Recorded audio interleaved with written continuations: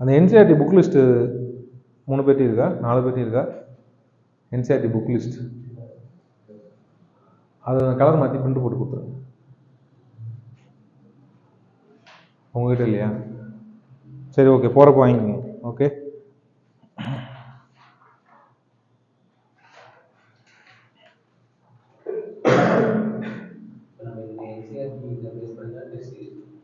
ஆமாம். First test series orientation கொடுத்துருவா. So இதுதான் முக்கியம். ஸோ கேவியில் வந்து பார்த்தீங்கன்னா 2 டைப்ஸ் ஆஃப் டெஸ்ட் சீரிஸ் நடக்கும். ஒன்று வந்து இயர் லாங் டெஸ்ட் சீரிஸ்,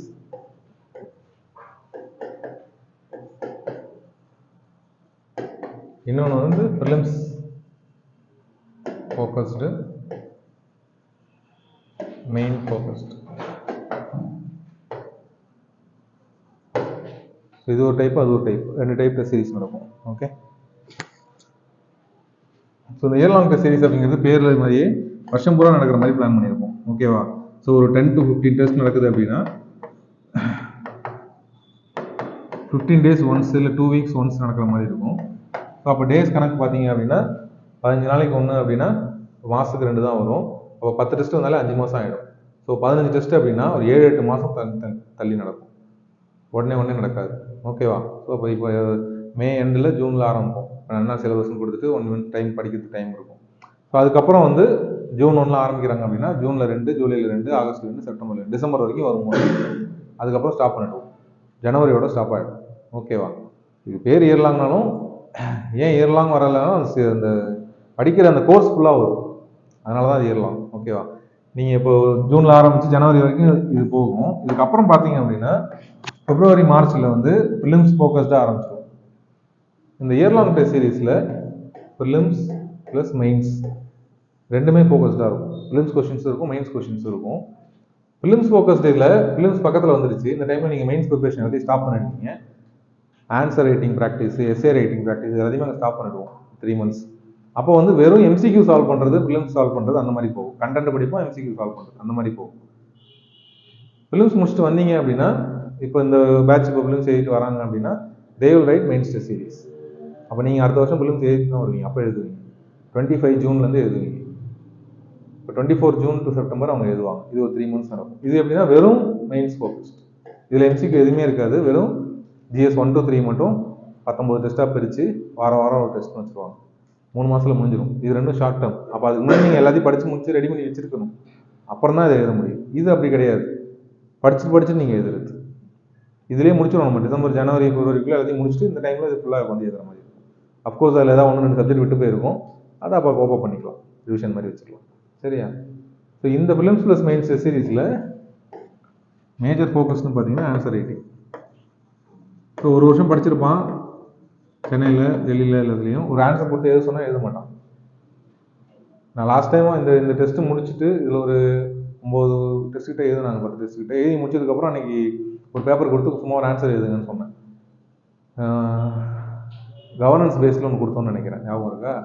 எல்லாருமே எழுதி கொடுத்தாங்க, நல்லா இருந்துச்சு. அது ஆல்மோஸ்ட் மெயின்ஸ் ஆன்சர் எழுதுறதுக்கு குவாலிட்டி இருந்துச்சு, ஃபெடரல் ஸ்ட்ரக்சர் பற்றி. ஸோ அதுக்கான நாலேஜ் அவங்ககிட்ட வந்துருச்சு. ஃபெடரல் ஸ்ட்ரக்சர்னா என்னென்ன நாலேஜ் வந்துருச்சு. அதை எப்படி எழுதணுங்கிற திறமையும் வளர்த்துக்கிட்டாங்க. அதுக்கப்புறம் நான் நிறுத்திட்டேன், அன்னைக்கோட முடிச்சிட்டேன். அதனாலேருந்து நான் மெயின்ஸ் கொடுக்குறதில்ல அவங்ககிட்ட.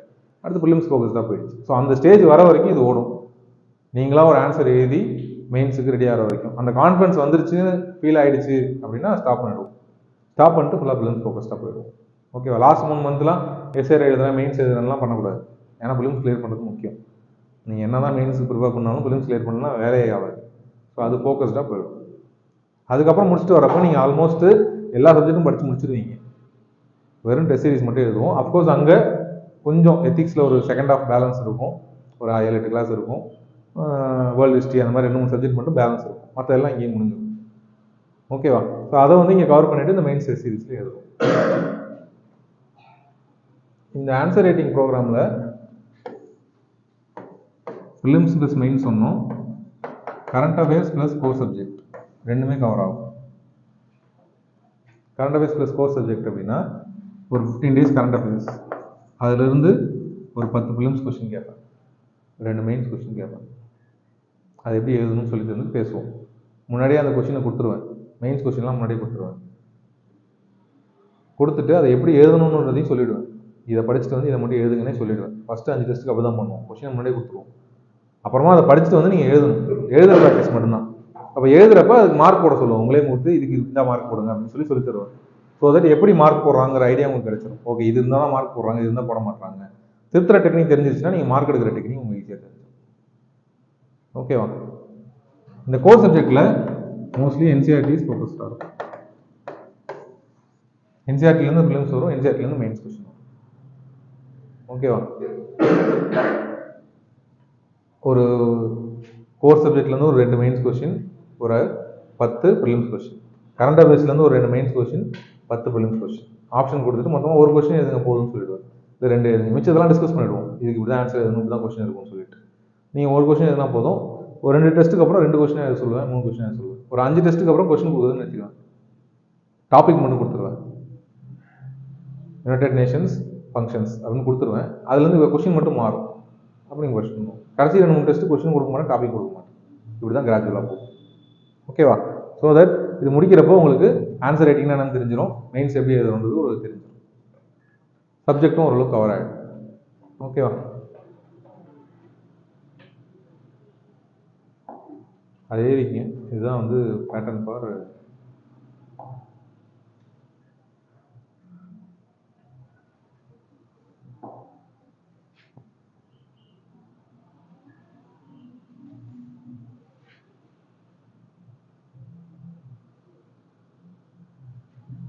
இந்த ஒரு போர்டு. இது வந்து லாஸ்ட் டைம் வந்து எந்த மந்த் போட்டது அப்படின்னா நவம்பர் மந்த் போட்டேன்னு நினைக்கிறேன். ஸோ ஃப்ரீ ஃபார் ஆஸ்பிரண்ட்ஸ் யூஸ்வலாக ஃப்ரீன்னு சொல்லி ப்ரொமோட் பண்ணுவோம். யாராவது எழுதுறதுக்கு, ஏன்னா நிறைய சீனியர்ஸ்லாம் இருப்பாங்க, ஒரு வருஷம் ஏற்கனவே படிச்சிருப்பாங்க, பைஜூஸு அந்த மாதிரி ஆன்லைனில் படிச்சிருப்பாங்க. ஆனால் அவன்லாம் எதுவுமே இந்த ரைட்டிங் ப்ராக்டிஸ் கொடுத்துருக்க மாட்டான். அதனால் அவங்க ஆல்ரெடி சப்ஜெக்ட்லாம் ஓரளவுக்கு நாலேஜ் இருக்கும். அவங்ககிட்ட மறுபடியும் வந்து பேசிக்லேருந்து ஆரம்பிக்க வேணாம், அதனால் இந்த டெஸ்ட் மட்டும் எழுதுங்கன்னு சொல்லுவோம். என்சிஆர்டிலாம் நீங்களே படிச்சுட்டு வந்து எழுதுங்கன்னு சொல்லுவோம், அவங்களுக்கு ஃப்ரீயாக கொடுப்போம். Weekly test 4 subject plus current affairs, 25 MCQs prelims pattern, 2 out of மெயின்ஸ்க்கு 5, 5 கொஸ்டின் கொடுத்து அதில் 2 எழுத சொல்லுவோம் mains question. Discussion and evaluation on same day. Monthly 1 essay writing practice. So எஸ்ஏக்கு வந்து ஆக்சுவலாக என்ன பண்ணுவோம் அப்படின்னா, ஒரு எஜுகேஷன் மட்டும் கொடுத்தோம்னு நினைக்கிறேன். எஜுகேஷனில் வந்து ஒரு டாக்குமெண்ட் கொடுப்பேன், அந்த டாக்குமெண்ட் கொடுத்தேன்ல அந்த மாதிரி ஒரு 3-4 டாக்குமெண்ட் வரும். Education, health, nation security and economy அந்த மாதிரி ஒன்று, உமன் அந்த மாதிரி வரும். அதில் என்ன இருக்கும் அப்படின்னா, woman related, education related quotes, பெரிய பெரிய ஆளுங்க சொன்ன கோட்ஸ், சரி pen is mightier than sword அப்படின்னு நிறைய கோட்ஸ்லாம் இருக்கும், அது கொடுத்துருப்போம். நிறையா எக்ஸாம்பிள்ஸ் கொடுத்துருப்போம், சக்ஸஸ்ஃபுல் எக்ஸாம்பிள்ஸ். எஜுகேஷன் வந்து ஒரு மதிய உணவு திட்டங்கிறது எஜுகேஷனுக்கு ஒரு சக்ஸஸ்ஃபுல் மாடல், அதை பற்றி அதில் பேசியிருப்பாங்க. நியூ எஜுகேஷன் பாலிசி பற்றி பேசியிருப்பாங்க, எஜுகேஷனை பற்றி ஒரு டாக்குமெண்ட். ஸோ தட் எஸ்ஏ கேட்குறாங்க அப்படின்னா எஜுகேஷன் வச்சு ஒரு எஸ்ஏ கேட்பாங்க, how education is important for India அப்படின்ற மாதிரி ஜென்ரலிஸ்டிக்காக கேட்பாங்க. அதை பற்றி நீங்கள் 7-8 பேஜ் எழுதணும், அதுக்கு அந்த டாக்குமெண்ட் வச்சு எழுதணும். அந்த மாதிரி டாக்குமெண்ட் கொடுத்துட்டு அதுலேருந்து எஸ்ஏ ஒன்று எழுதுங்கன்னு சொல்லுவோம். ஸோ அதுக்கப்புறம் எஸ்ஏ ஒரு 2-3 மேக்ஸிமம் 2-3 எஸ்ஏஸ் தான் எழுதுவீங்க, அதிலே ப்ராக்டிஸ் வந்துடும். Our reflections 2023 mains 4 questions from 5 test. அப்போதைக்கு 5 டெஸ்ட் முடிஞ்சிருந்துச்சு போன வருஷம். முடிஞ்சோடனே அந்த வருஷம் மெயின்ஸ் வந்துருச்சு. எப்போ 2023 போன வருஷம் செப்டம்பரில் மெயின்ஸ் வந்துருச்சு. அந்த மெயின்ஸ் வரப்போ அதில் வந்த கொஸ்டின்ஸ் ரிஃப்ளெக்ட் ஆயிடுச்சு. இல்லை நம்ம கொடுத்த அந்த இயர் லாங் டெஸ்ட் சீரீஸ்லேருந்து மெயின்ஸ் டெஸ்ட் சீரீஸில் கொஸ்டினே வந்துருந்துச்சு. Introduce the concept of artificial intelligence, how does AI help clinical diagnosis, do you perceive any threat to privacy of individual இந்த use of AI in health care. AI பற்றி கேட்டிருக்காங்க, health கேரை பற்றி கேட்டிருக்காங்க. AI, role of AI in health care கேட்டிருக்காங்க. What is artificial intelligence, discuss the potential of AI, is new framework need of our humans and machines to coexist. ஏஐனா என்ன, ஏஐயோட importance என்னன்னு ஜென்ரலாக கேட்டோம். அப்போ பொட்டன்ஷியல்ஸ்னா அப்போ ஹெல்த் வரும், எஜுகேஷன் வரும், எல்லாத்துலேயும் வரும். இந்த எல்லோ கலரில் இருக்கிறது நாங்கள் இங்கே கேட்ட கொஸ்டின், அது வந்து எக்ஸாமில் வந்தது.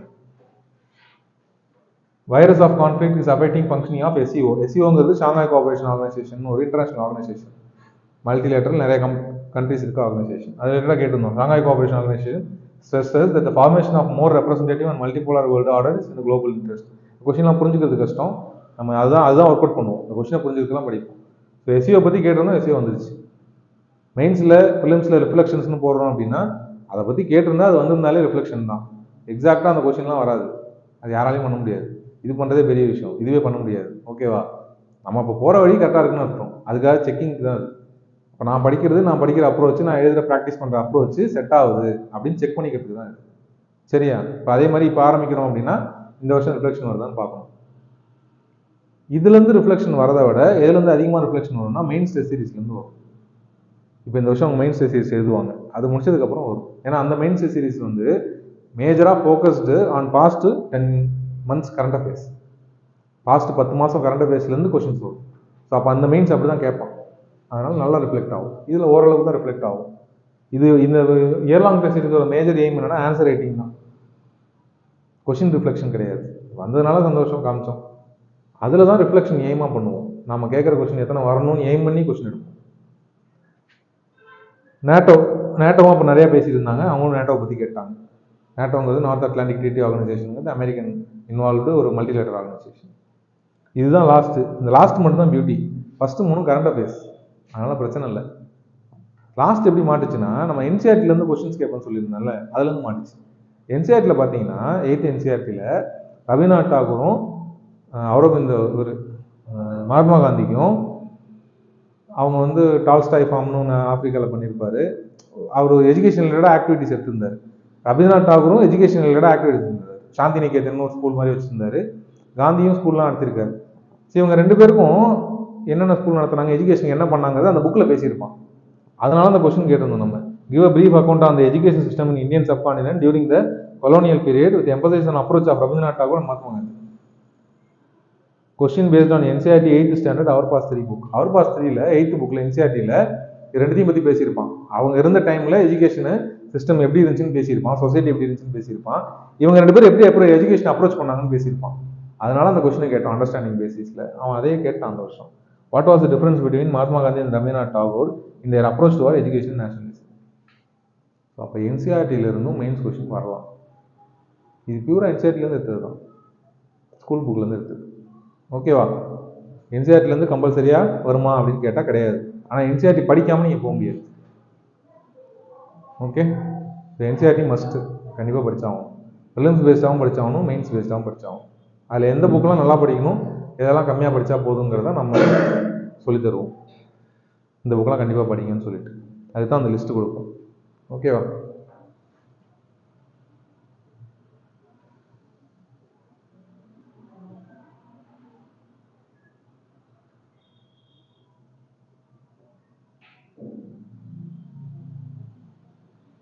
இந்த ஒரு பாருங்க 25 மல்டிபிள் சாய்ஸ் கொஸ்டின் டிக் பண்ணுற மாதிரி வரும்.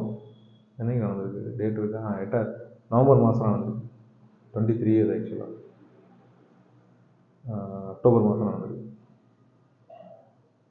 அதுக்கப்புறம் பார்த்தீங்கன்னா mains question.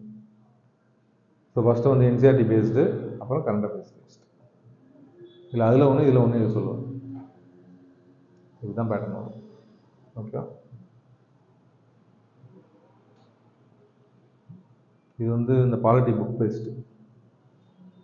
Uniform civil code, constitution என்ன, why do we need constitution, இந்த புக் பேஸ்டு. இது என்னென்னா பாலிட்டி புக், என்சிஆர்டி புக் ஒன்று இருக்குது, அது பேஸ்டு.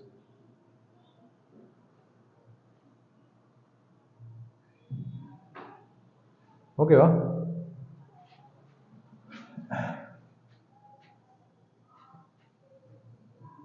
அந்த என்சிஆர்டி புக் லிஸ்ட் உங்கள்கிட்ட இருக்காங்கண்ணே நான் பேசுனது.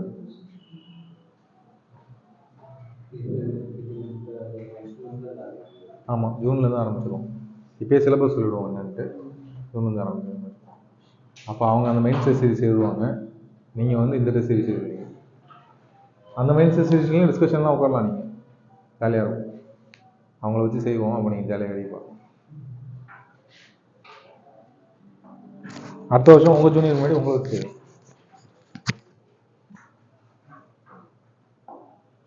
ஏன்னா இப்போ ஒரு மாதம் கழிச்சு யாராவது ஜாயின் பண்ணுறாங்கன்னா அன்றைக்கி வந்து ஏதாவது ஒரு பையன் வருவார், அவர்கிட்ட நான் திருப்பி உங்களை எல்லாம் உட்கார வச்சு கேட்பேன், இதே ப்ரிலிம்ஸ் பேட்டர்ன் சொல்லுங்கள், மெயின்ஸ் பேட்டர்ன் சொல்லுங்கள். அப்போ மறுபடியும் முடிச்சுட்டு இருந்தீங்கன்னு வச்சுக்கோங்களேன்.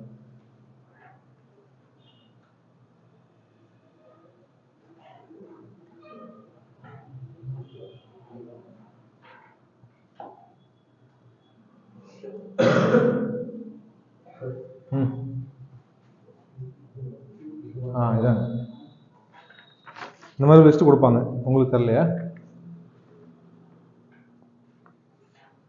ஓ, உங்கள் ஃபுல் நேம் சிதாசன் நினைக்கிறேன். நான் தாசன்னே ஞாபகம் வச்சுருக்கேன். Okay, nice name. நம்பி யாருன்னு தெரியுமா? நம்பிங்கிற நேம் யாருன்னு சொல்லுவாங்க? யாரை சொல்லுவாங்க? நேமுக்கு அர்த்தம் தாசன் நம்பி, ஸ்ரீதாசன் நம்பி, பெருமாள் பேர். ஓகே, இப்போ என் பேர் விக்னேஷ். ஆக்சுவலாக விக்னேஷுங்கிறது பிள்ளையார் பேர் தான், பிள்ளையாருக்கு வச்ச பேர். பட் நேம் ரீசன் வேறு, நேமுக்கான மீனிங் வேறு. விக்னேஷுக்கு வேறு மீனிங் இருக்குது. ஏன் பிள்ளையாருக்கு விக்னேஷ்னு பேர் வச்சாங்கன்னா, விக்னேஸ்வரன் ஒரு விக்னேஷ்னு வச்சதுக்கு காரணம் ஈஸ்வரோட பையன். ஏன்னா செகண்ட் ஹாஃபில் ஈஸ்னு வரும். ஈஸ்னா ஈஸ்வர் தான் சொல்லுவாங்க, வெங்கடேஷ்னு சொல்லுவாங்க. வெங்கடேஷ் கேள்விப்பட்டிருக்கீங்களா? வெங்கடேஷ் வந்து வெங்கட் ப்ளஸ் ஈஷ், ரொம்ப யூனிக் நேம்ஸ்.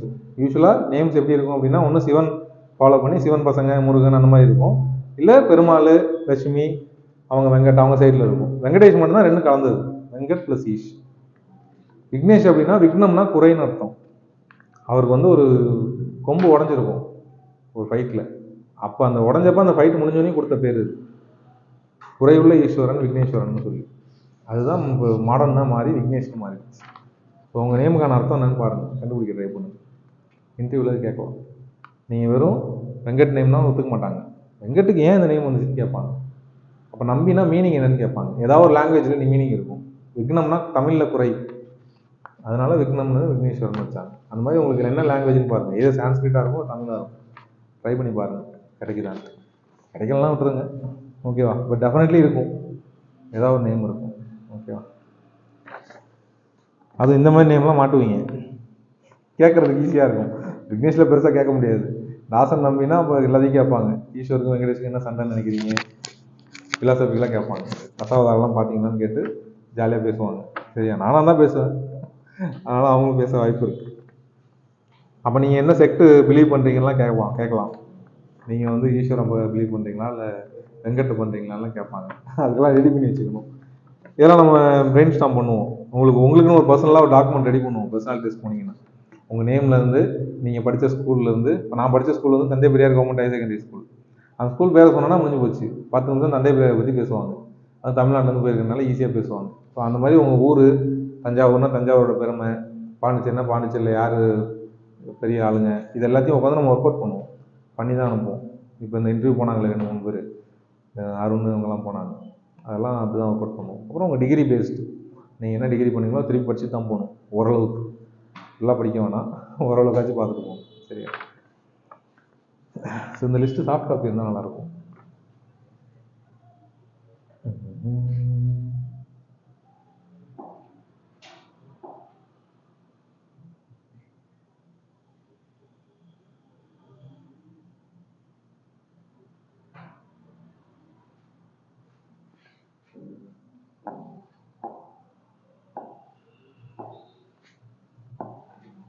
சரி, ஓகே. என்சிஆர்டிஸில் வந்து நான் கொடுத்துருக்க லிஸ்ட்டு மட்டும்தான் ஹார்ட் காப்பி தருவோம்னு சொல்லி கொடுத்த லிஸ்ட்டு. இது ஹார்ட் காப்பினா பிரிண்டட் புக்காக தருவோம்னு சொல்லி கொடுத்த லிஸ்ட்டு. இது மட்டும்தான் திருப்பி திருப்பி படிக்கிற மாதிரி, அண்டர்லைன் பண்ணி படிக்கிற மாதிரி இருக்கும். மிச்ச புக்ஸ் எல்லாமே நீங்கள் வந்து சாஃப்ட் காப்பியாக படித்தா போதும்னு இருக்கும். ஓகேவா? இந்த புக் லிஸ்ட் இருக்கா உங்கள்கிட்ட? வீட்டில் இருக்கா? ஓகே. ஸோ அது இருந்தால் இன்னொரு வாட்டி வேணால் கொடுத்துடலாம்.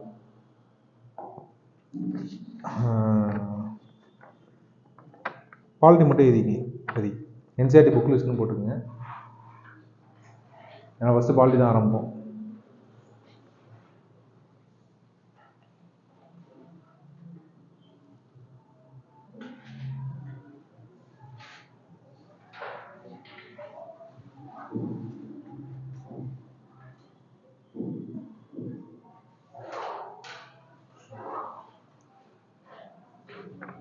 Book list, NCERT book list, அதில் பாலிட்டி சப்ஜெக்ட்னு போட்டுக்கிட்டு ஃபஸ்ட்டு வந்து social and political life. Social and political life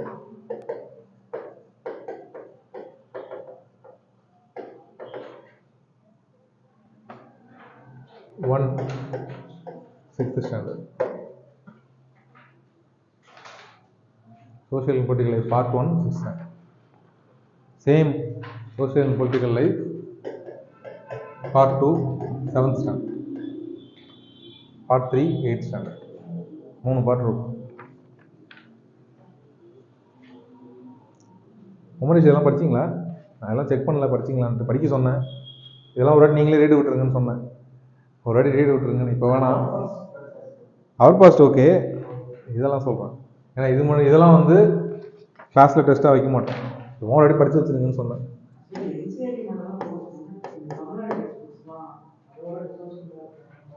நல்லா தான் இருக்குது, பட் கொஷின்ஸ் நிர்பயிச்சு தான் கேட்பான். தமிழ்நாடு புக் எடுத்து வந்து கொஷின் கேட்க மாட்டான். தமிழ்நாடுனா தமிழ்நாடு வச்சு கேட்பான். தமிழ்நாட்டில் எது கேட்பான் அப்படின்னா, என் தமிழ்நாடு புக் பேஸில் சங்கம் literature and south Indian political history, இது ரெண்டும் மட்டும் நார்த் இந்தியன் புக்கில் இருக்காது. சாரி, என்சிஆர்டி புக்ஸில் இருக்காது. ஓகேவா? சங்கம் லிட்ரேச்சர் பற்றியும் south Indian history political history பற்றியும். அதனால் இது பேஸ்டாக கொஷின்ஸ் கேட்குறான்னா நம்ம புக்லேருந்து கேட்பாங்க, தமிழ்நாடு புக்ஸ்லேருந்து கேட்பாங்க. மற்றபடி ஜென்ரலாக ஜாகிரபி, ஹிஸ்ட்ரி, பாலிட்டி எல்லாமே வந்து அவன் வச்சுருக்கிறது தான் கேட்பான். ஏன்னா அது ஆல் இண்டியா எக்ஸாம், ஸ்டேட்டு மாறும். ஓகேவா? இது வந்து வேறு எந்த ஸ்டேட்லேயுமே இருக்காது, அதனால் அது கேட்போம். அதனால் இது மட்டும் நம்ம அதில் படிச்சுக்கலாம்.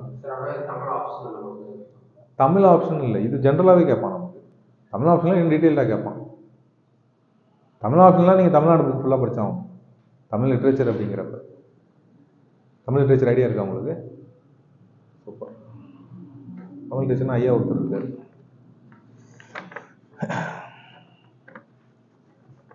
தமிழ் லிட்ரேச்சர் படிக்கிறதுக்கு நல்லாயிருக்கும், உங்களுக்கு இன்ட்ரெஸ்ட் இருந்துச்சுன்னா நல்லாயிருக்கும். So social and political life 3 part. இது 3மே வந்து கேஷுவல் ரீடிங் தான். மனப்பாடம் பண்ணுறதோ நோட்ஸ் எடுக்கிறதோ எதுவுமே தேவையில்லை.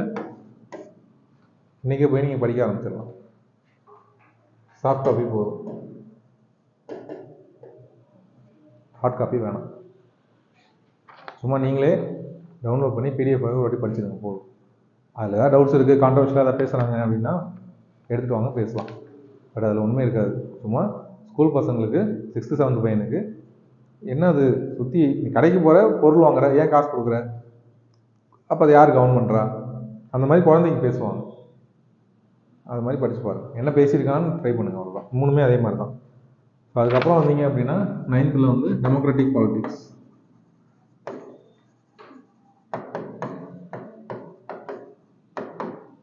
One 9th, 2 10th.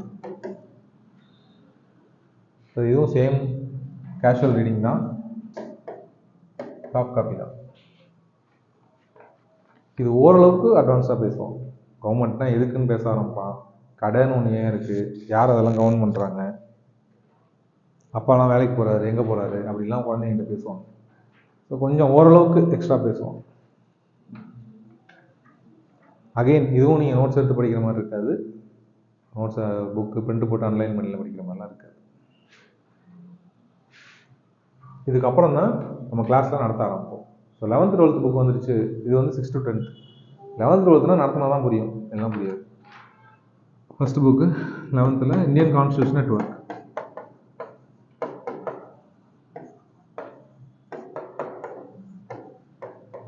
இதெல்லாம் யூஸ்வலாக ஆரம்பிப்பேன். மறுபடியும் 11th பார்த்தீங்கன்னா பொலிட்டிக்கல் தியரி.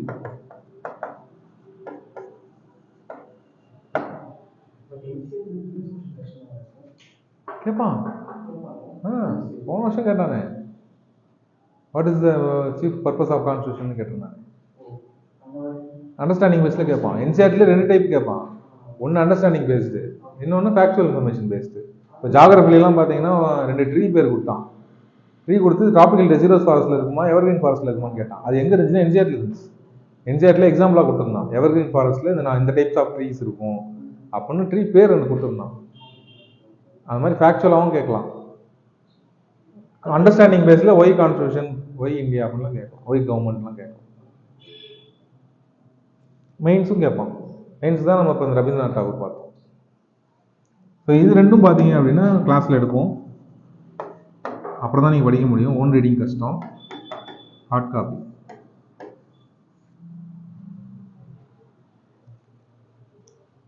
ஸோ இந்த ஃபஸ்ட்டு 1, 2 டெஸ்ட்டில் இது வந்துடும். டெஸ்ட் 1 and 2ல் இது வந்துடும். டெஸ்ட் 3 and 4ல் இது வந்துடும். ஏன்னா அந்த புக்கை ஃபுல்லாக ஒரே டெஸ்ட்டில் நடத்த முடியாது, 2 நடத்தும்.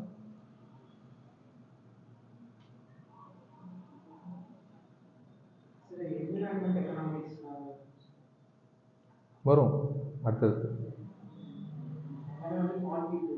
இது வெறும் பாலிட்டி தானே பேசுகிறேன், வெறும் பாலிட்டி சப்ஜெக்ட் மட்டும் கொடுத்துருக்கேன். லிஸ்ட்டு தனியாக போகும், டிஸ்ட்ரிக் தனியாக போகும், என்வரான்மெண்ட் தனியாக வராது. ஜாகிரபி புக்கு தான், ஜாகிரபியில் தான் என்னான்றது.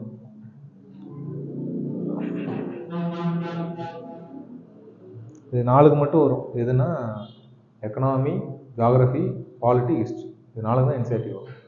சயின்ஸ் அண்ட் டெக் என்வரான்மெண்ட்டுக்கெலாம் படிக்க மாட்டோம். சயின்ஸுக்கு பேசிக் சயின்ஸ் படிக்கணும், அது பார்ப்போம். கொஷின்ஸ் கம்மி தான் நீங்கள் பேசிக் சயின்ஸ்லாம். ஓகேவா? ஸோ ஃபஸ்ட்டு என்சிஆர்டிஸ் கிளாஸில் இது ஒரு 2 கிளாஸ், இது ஒரு 2 கிளாஸில் முடிக்க ட்ரை பண்ணலாம். முடிச்சுட்டு அதே மாதிரி அந்த டெஸ்ட்லையும் எழுதுறதுக்கு ரெடியாக இருக்கணும். இப்போ இந்தியன் கான்ஸ்டியூஷன் நெட்வொர்க்கில் ஃபஸ்ட்டு ஒரு 3 டாபிக் 4 டாபிக் பேசிட்டேன் அப்படின்னா அதை வந்து டெஸ்ட் 1ல் ப்ரிலிம்ஸ் அண்ட் மெயின்ஸ் ஒரு 2 படிக்கிற மாதிரி இருக்கும். ப்ளஸ் கரண்ட் அஃபேர்ஸ்னு பார்த்தீங்கன்னா May 1 to 15 வைக்கிற மாதிரி இருக்கும். டெஸ்ட் 1 சிலபஸே எழுதிக்கலாம் நீங்கள்.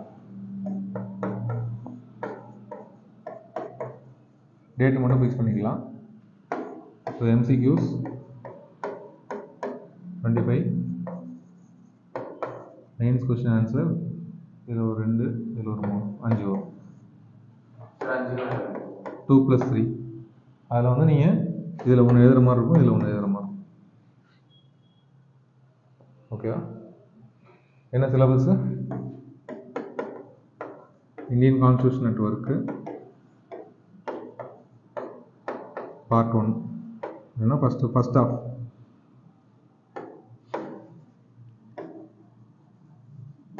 வரும். Plus May 1 to 15 current affairs. So April வரைக்கும் உங்கள் கரண்ட் அஃபேர்ஸ் படிக்கிறதுக்கு பேசிகிட்டு இருந்தோம். அது வரைக்கும் அரைக்குறையாக படித்து அப்படியே ரெடி பண்ணி வச்சிங்கன்னா ஓகே தான். May 1 தரவாக படிக்கிறோம். ஓகேவா? உங்களுக்கு மட்டும் பேப்பர் எப்படி படிக்கணும்னு சொல்லணும். ஓகேவா? ஸோ நீங்கள் எப்போ ரெடின்னு சொல்கிறீங்களோ அப்போ தான் எக்ஸாம் வைக்கிற மாதிரி இருக்கும். இந்த வீக்கில் 2 கிளாஸ் வச்சு இந்தியன் கான்ஸ்டியூஷன் இருக்கு May 15 முடிக்க ட்ரை பண்ணுறேன். அதுக்குள்ளே பேரலாக நீங்கள் May 1 to 15 படிச்சுட்டே இருந்தீங்கன்னா May 15 கழிச்சு ஒரு 2-3 நாள் கழிச்சு அதை வச்சிடலாம். ஆமாம், இந்தியன் கான்ஸ்டியூஷன் இருக்குல்ல பாதி. அப்புறம் ஜூன் ஸ்டார்டிங்கில் என்ன பண்ணலாம், இந்தியன் கான்ஸ்டியூஷன் பேலன்ஸும் May 15 to 16 to June 1 current affairs வச்சுக்கலாம். அந்த மாதிரி 15 days ஒன்ஸ் கரண்ட் அஃபேர்ஸ் வச்சு. ஆமாம் ஆமாம், அதுதான் சொல்கிறேன். 2 சிலபஸுமே இதில் வந்துடும். இப்போ 25 கொஷின் கேட்குறேன் அப்படின்னா அது ஒரு 10 கொஷின் கான்ஸ்டியூஷன் இந்த புக்லேருந்து வந்துடும், மீதி 15 கொஷின் கரண்ட் அஃபேர்ஸ். மெயின்ஸ் கொஷினில் 2 கொஷின் என்சிஆர்டிலேருந்து 3 கொஷின் கரண்ட் அஃபேர்ஸ். ஸோ இது பண்ணுறோம் அப்படின்னா உங்களுக்கு வந்து கரண்ட் அஃபேர்ஸ் படிக்கிறீங்க, படித்ததுக்கப்புறம் அந்த கரண்ட் அஃபேர்ஸ் வந்து எப்படி கொஷினாக மாறுது அப்படிங்கிற ஒரு ஐடியா கிடைக்கும். இது பிரைமரி அப்ஜெக்டிவ் அதுதான். Question prediction or question creation. ஒரு நியூஸ் படிக்கிறீங்க இல்லை ஒரு என்சிஆர்டி புக் படிக்கிறீங்க அப்படின்னா அதுலேருந்து ப்ரிலிம்ஸில் எப்படி கொஸ்டின் கேட்கலாம், மெயின்ஸில் எப்படி கொஸ்டின் கேட்கலாம் உங்களுக்கு தெரியும். உங்கள்கிட்ட நான் ஒரு டாக்குமெண்ட் கொடுக்குறேன், இதுலேருந்து எனக்கு ஒரு 2 ப்ரிலிம்ஸ் கொஸ்டின் எடுத்து கொடு, மெயின்ஸ் கொஸ்டின் எடுத்து கொடுனா நீங்கள் எடுத்து கொடுக்க திறமை இருக்கும். இதுலேருந்து இந்த மெயின்ஸ் கொஸ்டின் கேட்கலாமே சார், இப்படி ஃப்ரேம் பண்ணலாமே. அப்போ இந்த டெக்னிக் எப்போ வரும், இந்த திறமை எப்போ வரும்னா நிறைய கொஸ்டின்ஸ் பார்த்ததுக்கப்புறம் தான் வரும். அப்போ யூபிஎஸ்சி எப்படி கொஸ்டின் கேட்குறாங்கிற ஒரு புரிதல் வந்ததுக்கப்புறம் தான் அது வரும். ஏன்னா இப்போ கொடுத்தனா பண்ண முடியாது. இவன் எப்படி கொஸ்டின் பேட்டர்னே தெரியாது நமக்கு. அவன் எப்படி கொஸ்டின் கேட்குறான், எதை யூஸ் பண்ணி கொஸ்டின் கேட்குறான்னு தெரியாது. இந்த டெஸ்ட் எதோ உங்களுக்கு அந்த ஃபீல் வரும். ஓ நான் இந்த டாபிக் படித்தேன், இதுலேருந்து கொஸ்டின் இப்படி கேட்குறான் நான் மெயின்ஸா, அப்போ இந்த ஆங்கில தான் நம்ம படிக்கணும் அப்படிங்கிற அந்த ப்ராக்டிஸ் வரும். இந்த அப்ரோச்சில் எல்லா கரண்ட் அஃபேர்ஸையும் பார்க்க ஆரம்பிச்சிட்டிங்கன்னா you are ready to be a student. ப்ரிப்பரேஷனுக்கு ரெடி ஆகிட்டீங்கன்னா ஒரு கரண்ட் அஃபேர்ஸ் கொடுத்தா இதுலேருந்து ப்ரிலிம்ஸில் இப்படி தான் சார் கேட்பான், மெயின்ஸில் GS 1 GS 2 இந்த டாப்பிக்கில் இப்படி கேட்கலாம் சார் அப்படின்னு ஒரு ஐடியா கிடச்சிருச்சுன்னா ப்ரிப்பரேஷன் ரெடி ஆகிட்டீங்கன்னா அப்புறம் ப்ரிப்பரேஷன் பண்ணுறது ஈஸியாக இருக்கும். அது வரைக்கும் கஷ்டம்தான். இந்த நியூஸை எப்படி நான் மார்க்காக மாற்றுறதுன்னு தெரியாமல் இருக்க வரைக்கும் கஷ்டம். அதுக்கு தான் இதுக்கு ஹெல்ப் பண்ணும். So question prediction, answer writing practice. இது எழுதிங்க, objectives of year long test series. Question prediction, answer writing practice, evaluation எப்படி மார்க் போடுறாங்கன்றது இது தெரிஞ்சிடும்.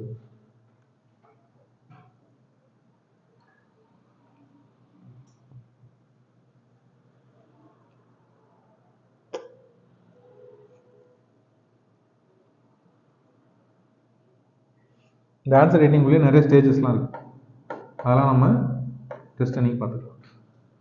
Stages of answer writing. ஒரு கொஸ்டின் எப்படி ஆன்சராக மாற்றுறது அப்படின்னா கொஷின் இன்டர்பிரிட்டேஷன், கொஷின் அண்டர்ஸ்டாண்டிங், கொஷினில் பார்ட்டாக பிரிக்கிறது, அப்புறமா மைண்ட் மேப்பிங் பண்ணுறது, அப்புறமா பேஜஸை பிரிக்கிறது, அந்த மாதிரி நிறையா மைனூட் ஸ்டெப்ஸ் இருக்குது. அது ஆன்சர் ரைட்டிங்கில் பார்த்துக்கலாம். ஓகேவா? ஸோ பாலிட்டியில் மேஜர் புக்ஸ் இதுதான். Indian constitution work, political theory, அவ்வளோதான். இது 2 மட்டும் தான் கொடுப்போம், விஷயம்லாம் தர மாட்டோம். அதெல்லாம் ஆன்லைனில் படிக்க வேண்டியதான். எங்கே படிப்பீங்க? எல்லாமே இந்த சாஃப்ட் காப்பியில் எங்கே கிடைக்கும் உங்களுக்கு? என்சிஆர்டி வெப்சைட்லேயும் கிடைக்கும். இப்போ ncrt.textbook.com அடிச்சிங்கனாலே, பிடிஎஃப்னு அடிச்சிங்கனாலே வரும். வெப்சைட் இருக்கும், அதில் கிளாஸ் வைஸ் கொடுத்துருப்பான். அதில் போய் 6th புக்கு கிளாஸை கிளிக் பண்ணி பாலிட்டின்னு கிளிக் பண்ணிங்கன்னா பாலிட்டி வராது, சோஷியல் சயின்ஸ்னு வரும். 9th 10th 11th அப்புறம் தான் பாலிட்டி பொலிட்டிக்கல் சயின்ஸ்னு வரும். அது வரைக்கும் சயின்ஸு சோஷியல் சயின்ஸ் தான் வரும். சோஷியல் சயின்ஸுக்குள்ளே போயிட்டு அவர் சோஷியல் அண்ட் பொலிட்டிக்கல் லைஃப் அப்படின்னு புக் இருக்கும். அதை போய் இப்போ ஒரு 1/2 hour 1 hour உட்காந்து படிச்சிடலாம். நியூவே போங்க, ஓல்டு ஆப்ஷன் தான் வேணாம். என்சிஆர்டியில் நியூ மட்டும்தான் இருக்கும். தமிழ்நாடு புக்கில் தான் ஓல்டு நியூலாம் 2 வெப்சைட் இருக்கும். என்சிஆர்டியில் பழசெலாம் இப்போ கொடுக்குறது இல்லை, ஓல்டு தான் இருக்கும்.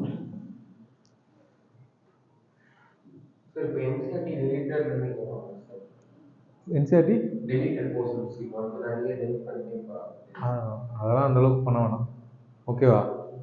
ஓல்டு புக்குன்னு இருக்குது, இந்த இப்போ மாறின புக் இல்லாமல் ஓல்டு புக்ஸ் இருக்குது, அதெல்லாம் தேடி படிக்க வேணாம்.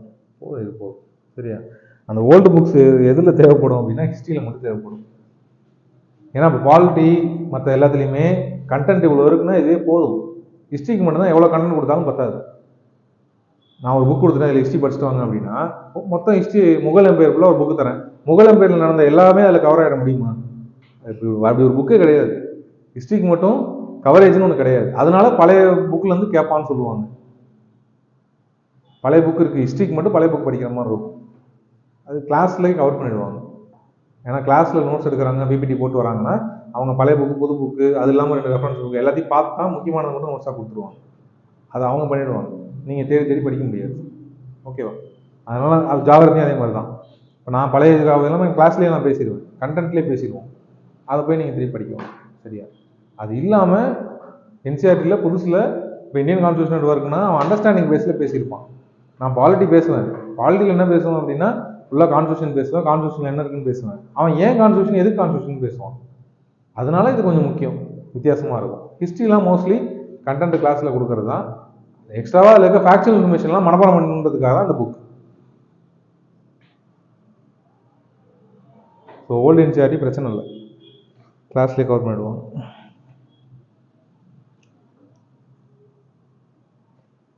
இது இல்லாமல் 2 புக்கு இருக்குது. 12th book contemporary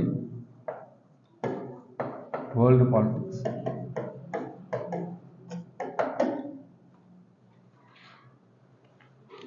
book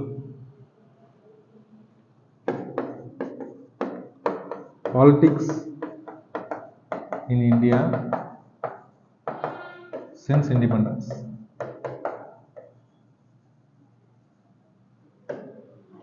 Politics in India since independence.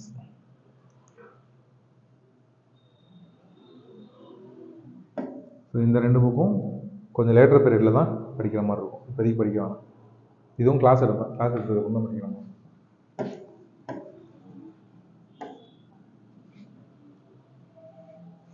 Short copy வாங்கிட்டு நல்லது தான்.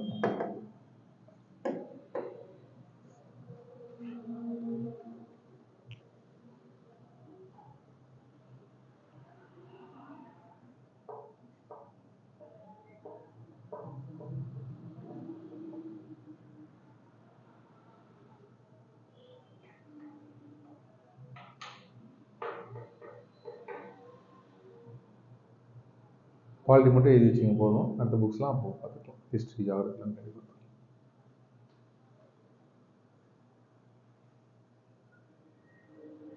இல்லை, அதை ஃபுல்லாக முடிச்சிடுவோம். இன்னைக்கு சப்ஜெக்ட் மட்டும் வெப்சைட்டில் முடிச்சுக்கோங்க.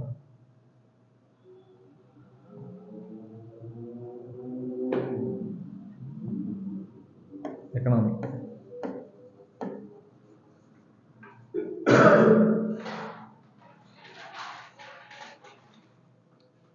எக்கனாமிக் கம்மியாக தான் புக்ஸ் வரும், இதில் இருக்காது.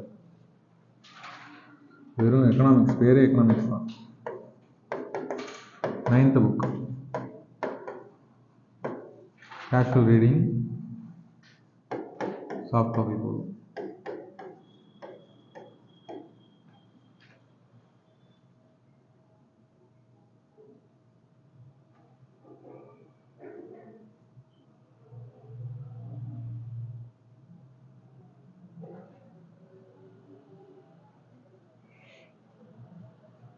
Indian economy 10th book.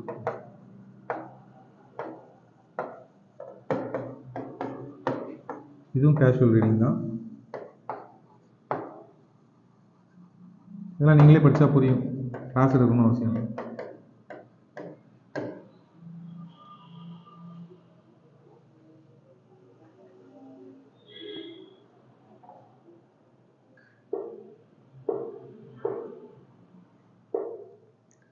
So 4 book தான் வரும். இந்த 2 புக்கும் சாதாரணமாக படித்தா போதும். மிச்சம் இருக்கிற 2 புக்கும்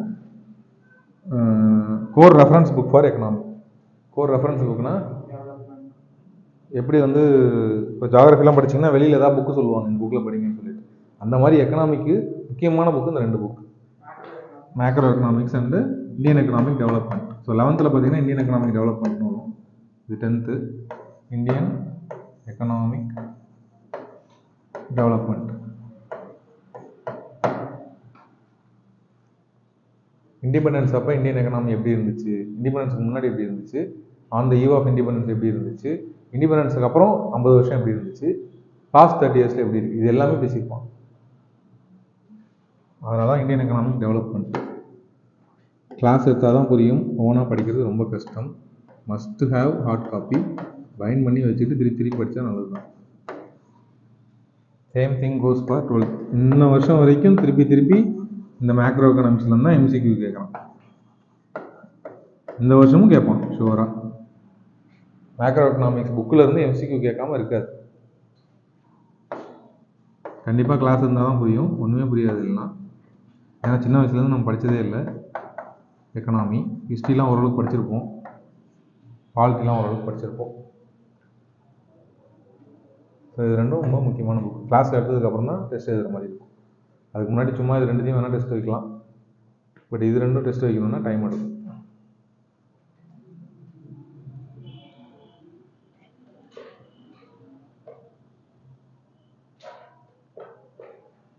அவ்வளோதான், எக்கனாமிக் கம்மியாக தான் வரும் புக்.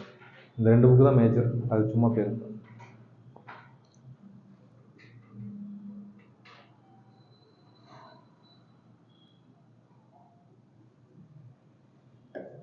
ஹிஸ்ட்ரி,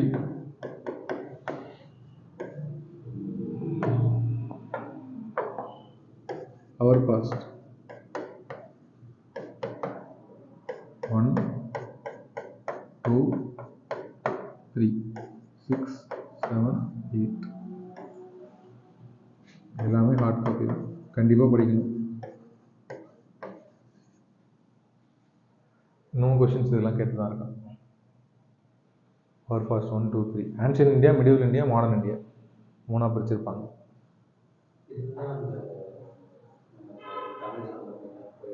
அந்த அளவுக்கு கவர் பண்ண மாட்டாங்க, ஏன்னா இது எக்ஸாக்ட் புக். சும்மா மென்ஷன் பண்ணியிருப்பாங்க, சவுத்தில் சோழாச்சாராசன் இருந்தாங்க, அவ்வளோதான். அதுக்கு மேலே பேச மாட்டாங்க. கிளாஸ் தான், கண்டிப்பாக கிளாஸ். இல்லை ஓரியன்டேஷனாச்சும் வேணும். இப்போ எக்கனாமிலாம் ஃபுல்லாக கிளாஸ் எடுத்தால் தான் புரியும். இது ஓரியன்டேஷன் கொடுத்தா படிக்கலாம், ஏன்னா ஹிஸ்ட்ரி தானே, ஓரளவுக்கு உங்களுக்கு புரிதலில் பிரச்சனை வராது, ஹெல்ப் மட்டும் பண்ணுற மாதிரி இருக்கும். ஆனால் எக்கனாமிலாம் கான்செப்ட்ஸ் பேசணும், டீட்டெயில்டாக சப்ஜெக்ட் பேசினா தான் புரியும்.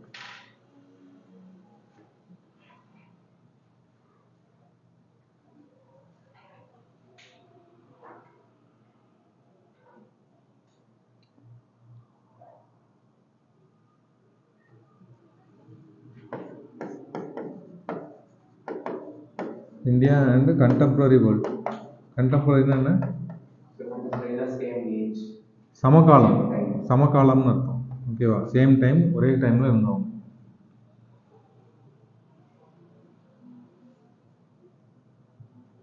இப்போ வந்து Rajini and Kamal are contemporary to each other அப்படின்னா, இவர் வாழ்ந்த காலத்துலேயே அவரும் வாழ்ந்தாங்க. அப்போ இந்தியா அண்ட் கண்டெம்பரரி வேர்ல்டு அப்படின்னா, இந்தியாவில் சுதந்திரம் வாங்கினப்போ வேர்ல்டு எப்படி இருந்துச்சு, வேர்ல்டில் யார் யாருக்கு என்ன பண்ணிட்டு இருந்தாங்க, இந்தியா பிரிட்டிஷ் கீழே இருந்தப்போ யார் பண்ணிட்டு இருந்தாங்க, இந்தியா இந்திரா காந்தி டைமில் ஒரு பொலிட்டிக்கல் 1970s 80s இந்தியா இந்த மாதிரி இருந்துச்சு. அப்போ வேர்ல்டு எப்படி இருந்துச்சு அப்படின்னு கம்பேர் பண்ணி பேசுவோம்.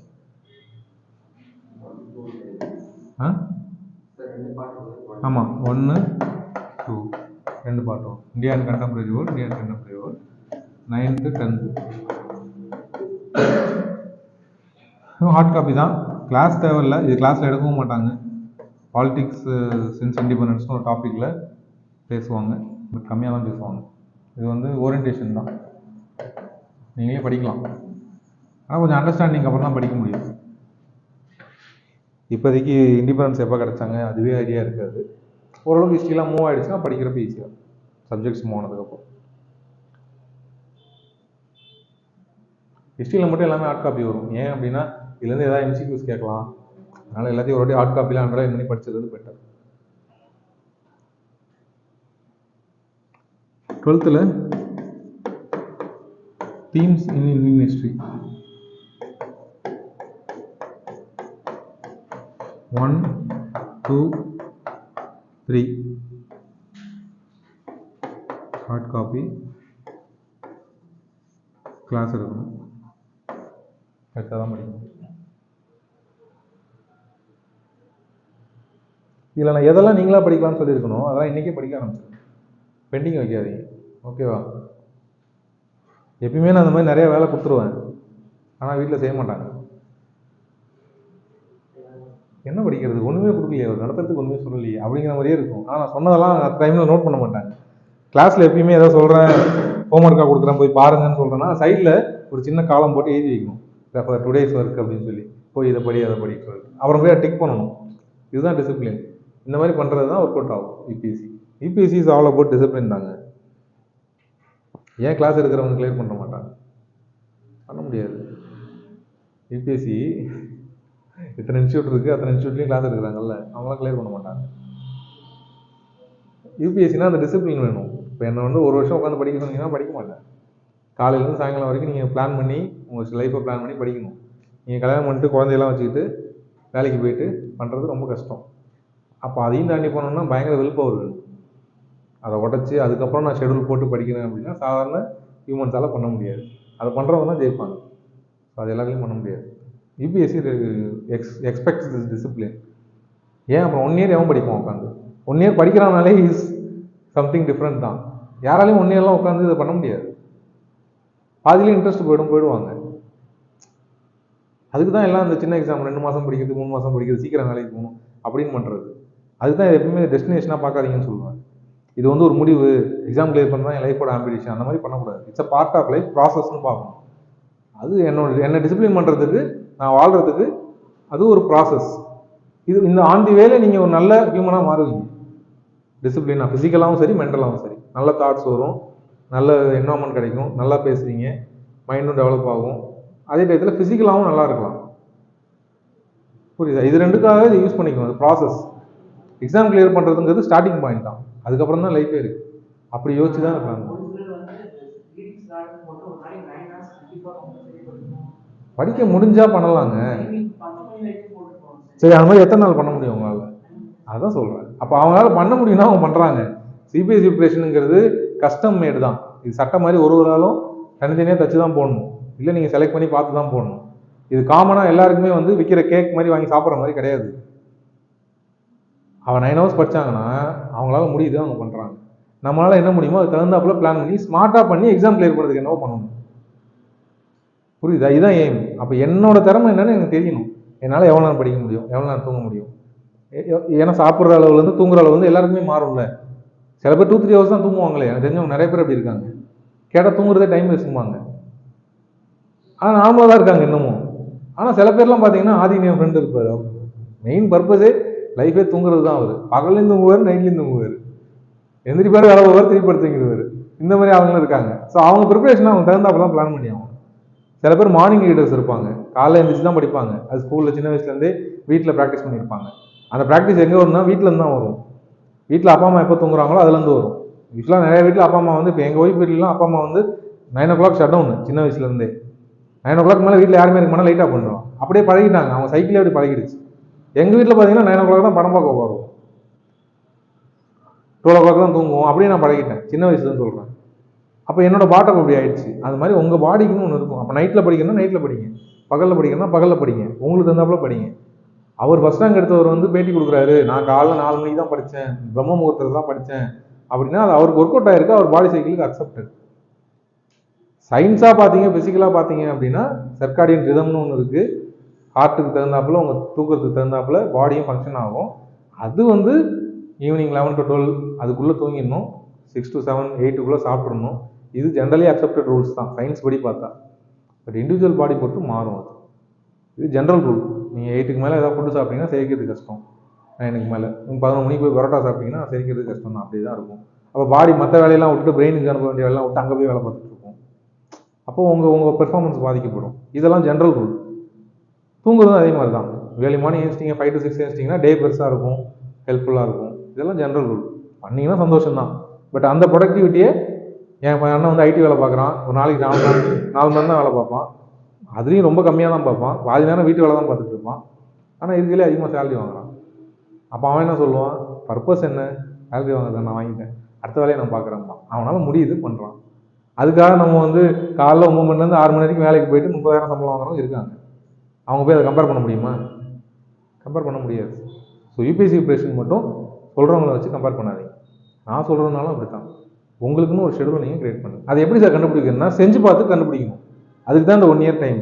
காலையில் எழுந்திரிச்சு படித்து பார்க்கணும், ஞாபகம் வருதா, உடம்பு நல்லா இருக்கா, ஆரோக்கியமாக இருக்கா, டெய்லி ரெஃப்ரெஷ்ஷாக இருக்குதா, சரி வரல மாற்ற கொஞ்சம் லேட்டாக இருக்கும், 1 hour லேட்டாக இருந்திருக்கு, இன்னொரு 1 hour லேட்டாக இருந்தீங்க, இல்லை 1 hour முன்னாடி எழுந்திரிச்சு பாருங்க. இதெல்லாம் ட்ரை பண்ணி பார்க்கணும். உங்களுக்குன்னு ஒரு சிஸ்டம் ரெடி பண்ணுங்க. இதை நீங்கள் லைஃப் ஃபுல்லாக ஃபாலோ பண்ணதுக்கப்புறம் இதெல்லாம் பண்ணால் நல்ல சக்ஸஸ்ஃபுல் லைஃப் வாழலாம்.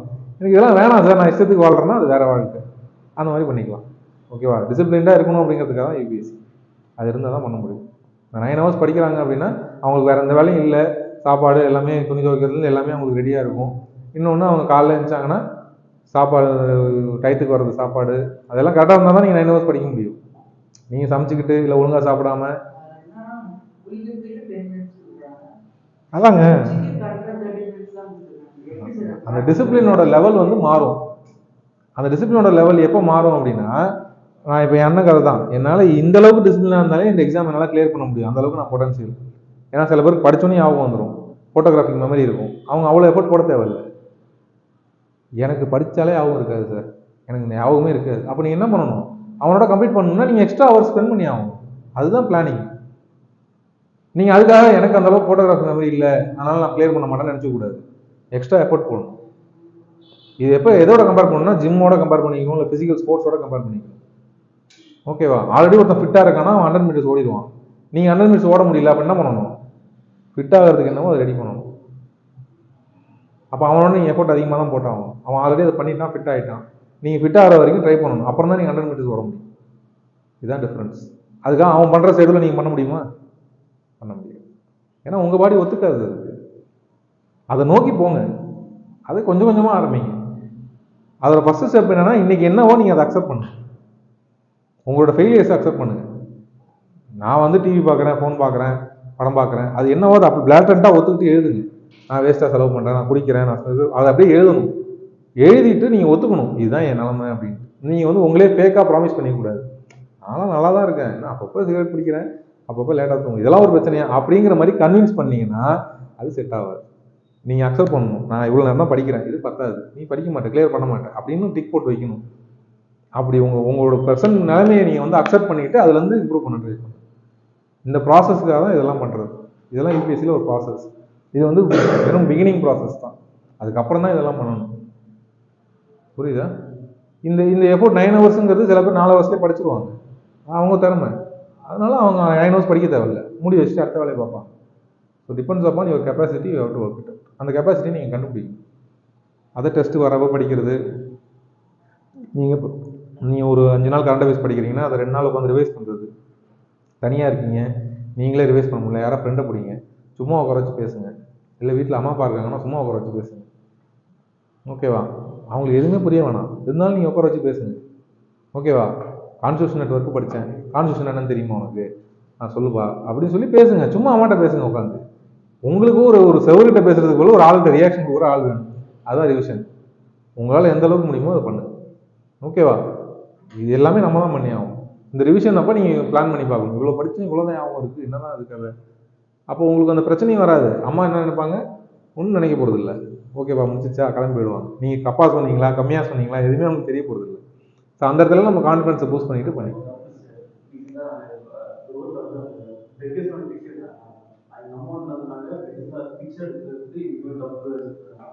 அதே அடுத்த செகண்ட்ல ஒரு அம்மா வந்து அவர் கைக்கு வந்து பேசியிருக்காங்க, அப்போ அம்மா வந்து அவங்களே புரிஞ்சுட்டாங்க பிக்சர் வந்து தப்பு இல்லை, ஒரு சுச்சுவேஷன்ல அது கரெக்ட், ஒரு சுச்சுவேஷன்ல அது அண்டர்ஸ்டாண்டிங். நீங்கள் சொன்னீங்களா? ஓகே.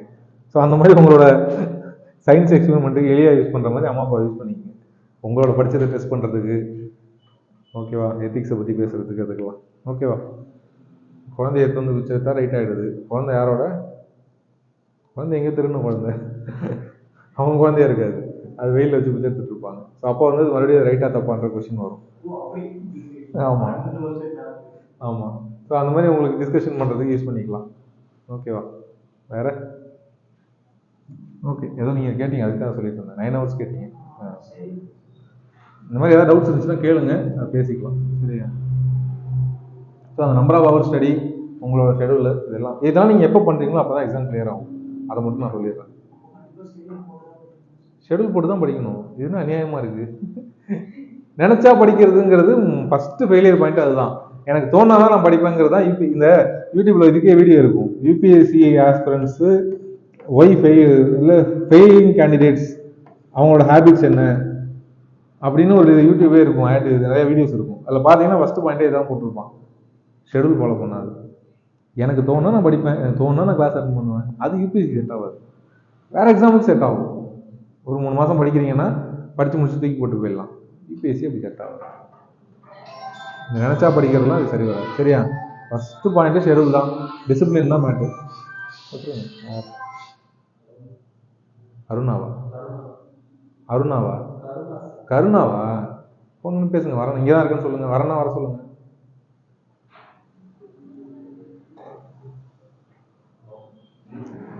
ஓகேவா? ஃபஸ்ட்டு பாயிண்ட் அதுதான். நான் தான் எப்பவுமே சொல்லுவேன், இதெல்லாம் ட்ரை பண்ணி பாருங்க, முடியலன்னா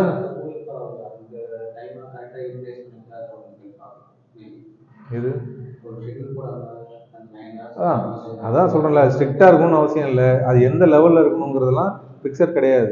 நான் இவ்வளோ ஸ்ட்ரிக்டாக அந்த ஷெடியூலில் ஃபாலோ பண்ணலாம், ரிலாக்ஸாக பண்ணலாம், அது உங்கள் எஃபோர்ட் தான். எனக்கு தேவை அவுட்புட் வரணும், படித்தது ஞாபகம் இருக்கா, ரீப்ரொடியூஸ் பண்ண முடியுதா, மார்க் வாங்க முடியுதா, இதுக்கு எந்த அளவுக்கு டிசிப்ளினாக இருக்கணுமோ அந்த அளவுக்கு இருங்க. நான் இவ்வளோ இருந்தாலும் நான் படிச்சிருவேங்க. நம்ம ஸ்கூல்லே இருந்திருப்பாங்க, படிக்கவே மாட்டான், மார்க் வாங்குவான். அவனுக்கு இன்னரெண்டாக இருக்காது, உட்காந்து பயங்கரமாக படிப்பான், மார்க் வாங்க மாட்டான். இருக்காங்கல்ல. அப்போ வந்து என்ன பண்ணணும், நம்மளை ஐடென்டிஃபை பண்ணி நீங்கள் தான் அந்த ஷெடியூலை வந்து டைட் பண்ணுறதா லூஸ் பண்ணுறதான்னு பார்க்கணும். பத்தலைன்னா எக்ஸ்ட்ரா தான் போடணும், வேறு வழி இல்லை. ஓகேவா? ஸோ நம்ம எய்ம் என்னன்னா படிக்க முடியுதா, அது ரிவைஸ் பண்ண முடியுதா, திருப்பி யோசிச்சா ஞாபகம் வருதா எனக்கு, அதை வந்து நான் மார்க்காக மாற்ற முடியுதா, அதில் ஏதாவது பிரச்சனை இருந்துச்சுன்னா அதை மாற்றணும், அவ்வளோதான். அதுக்கு தான் இந்த டெஸ்ட்லாம் அந்த ஒர்க் பண்ணணும். படித்தேன், ஞாபகம் இல்லை, படிக்கவே இல்லை, பட் படிக்கிற டைம் அதிகமாகணும். அதில் வந்து இந்த டெஸ்ட்லாம் வந்து டெஸ்டிங் கிடையாது. டெஸ்ட்டுக்குன்னா இது டெஸ்ட் வைக்கிறதுக்காக உங்களுக்கு செக் பண்ணுறதுக்காக வைக்கிறது கிடையாது. இதெல்லாம் பார்ட் ஆஃப் ப்ரிப்பரேஷன். செக் பண்ணுறது எப்போனா கடைசியாக வைக்கிற டெஸ்ட்டு தான் டெஸ்ட் பண்ணுவோம். நீங்கள் ஃபிலிம்ஸ் போகிறதுக்கு 1 மாதத்துக்கு முன்னாடி வைக்கணும்ல, அதுதான் டெஸ்ட் பண்ணுறது. நீங்கள் எந்தளவுக்கு படிச்சிருக்கீங்க, உங்கள் திறமையை டெஸ்ட் பண்ணுறதுக்காக பண்ணுறது. இதெல்லாம் வந்து வெறும் ப்ராசஸ். இந்த ப்ராசஸில் வந்து நீங்கள் மார்க் எடுக்கணும்னு யோசிக்கக்கூடாது. நீங்கள் இந்த ஓட்டையெல்லாம் அடைக்கணும். நான் ஒழுங்காக படிக்கிறேன்னா, அப்போ எதில் பிரச்சனை, நான் படிக்கவே இல்லை அந்த டாப்பிக்கு, அப்போ இன்னொன்று டைம் ஸ்பெண்ட் பண்ணணும். படிச்சுட்டேன், என்னால் எழுத முடியல, அதை மாதிரி ஐடென்டிஃபை பண்ண சொல்லி தருவேன். இது ஏன் தப்பாச்சுன்னு சொல்லி டிஸ்கஸ் பண்ணுவோம். அதை தான் ஐடென்டிஃபை பண்ணி அதை அந்த ஓட்டையெல்லாம் அடைக்கணும். அப்போ அந்த டிசிப்ளின் அதிகமாகும். இப்போ வந்து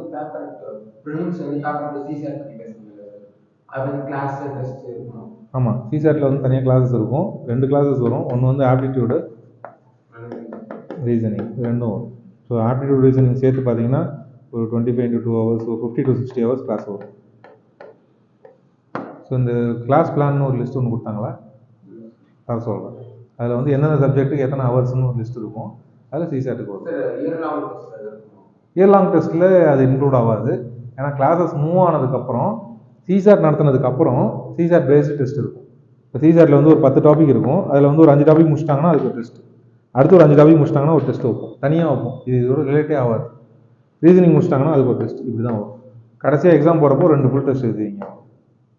அப்புறம் ப்ரீவியஸ் இயர் கொஸ்டின் பேப்பர் ஒரு 5 கொஸ்டின் சால்வ் பண்ணணும், அவ்வளோதான். இதுதான் பேட்டர்ன். அந்த ப்ரீவியஸ் இயர் கொஸ்டினை இவங்களே பேசுவாங்க, கிளாஸ்லேயே பேசியிருப்பாங்க. இப்படி தான் போகும். இது இயர் லாங் டெஸ்ட் சீரிஸோட வராது. இயர் லாங் டெஸ்ட் வந்து current affairs, social science, current அஃபேர்ஸும் ஜெனரல் ஸ்டடீஸும். ஓகேவா? கரண்ட் அஃபேர்ஸு அப்புறம் கோர் சப்ஜெக்ட். ஜெனரல் ஸ்டடீஸ் அப்படிங்கிறது core subject plus current affairs தான். ஓகேவா? மேக்ஸ் ரீசனிங் இல்லாத மிச்சம் எல்லாமே ஜெனரல் ஸ்டடீஸ்னு சொல்லுவாங்க. பேப்பர் 1 ஜெனரல் ஸ்டடீஸ் வரும், அதில் எதுனா பாலிட்டி, ஜியாகிரபி, எக்கனாமி வரும். பாலிட்டி, ஜியாகிரபி, எக்கனாமியில் கரண்ட் அஃபேர்ஸும் வரும், கோர் சப்ஜெக்ட்டும் வரும். பாலிட்டியில் கரண்ட் அஃபேர்ஸ் இருக்குது, பாலிட்டியில் கோர் சப்ஜெக்ட். பிரசிடென்ட்டோட எலெக்ஷன் பற்றி கேட்டாங்கன்னா அது கோர் சப்ஜெக்ட். இப்போ யார் பிரசிடென்ட்னு கேட்டாங்கன்னா கரண்ட் அஃபேர்ஸ். இதுதான் டிஃப்ரென்ஸ். ஸோ அதெல்லாம் ஜெனரல் ஸ்டடீஸில் கவர் ஆகும். அப்போ ஜெனரல் ஸ்டடீஸும் இயர் லாங் டெஸ்ட் சீரிஸில் அதுதான் மேஜராக கவர் பண்ணுவோம், சிசாட் கவர் பண்ண மாட்டோம்.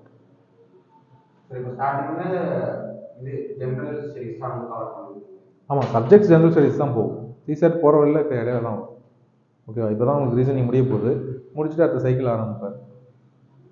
ஆக்சுவலாக போன கிளாஸ் ரீசனிங் எடுத்துட்டார்ல, 2-3 கிளாஸ் இருக்குது, அதை இவங்ககிட்ட கொடுத்துருக்கலாம், சேர்த்து உட்கார வச்சுருக்கலாம். சரி, பரவாயில்ல, ஓகே. ஆமாம், அவங்க எழுதுறாங்க இந்த வருஷம்.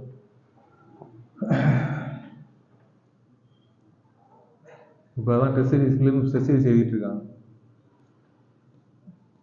அதில் ஹிஸ்ட்ரி ஓரளவுக்கு பாலிட்டி எழுதிட்டாங்க. அடுத்து இது எழுதணும், எக்கனாமி எழுதணும், ஜியாகிரபியும் ஓரளவுக்கு ரெடி ஆகிட்டாங்க. இன்டர்னல் செக்யூரிட்டிலாம் போன பேட்ச் இவங்களுக்கு குமரேஷ் வந்ததுக்கப்புறம் பண்ணலை. இந்த ஜூனில் ஆரம்பித்து இப்போ ஜூன் டு செப்டம்பர் இந்த வருஷம் மட்டும் எப்படி பிளான் பண்ணியிருக்காங்கன்னா, அந்த ஜூன் டு செப்டம்பரில் மெயின்ஸ் டெஸ்ட் சீரிஸ் எழுதுவாங்க. அந்த டைமில் அவங்களுக்கு மெயின்ஸில் நடத்தாத subject world history and internal security IR இருக்குது, அதை இப்போ நடத்துவாங்க. அது யாருக்கு, உங்களுக்கு காமனாக போகும். இப்போ ஜூன்லேருந்து செப்டம்பர் வரைக்கும் உங்களுக்கு மெயின்ஸ் போகிற சப்ஜெக்டாக போகும், like world history, ethics, internal security, IR. இதனால தான் மேஜர். இதனால இப்போ 2 பேரும் காமனாக எடுத்துருவோம். செப்டம்பருக்குள்ளே உங்களுக்கு மெயின்ஸ் முடிஞ்சிடும்.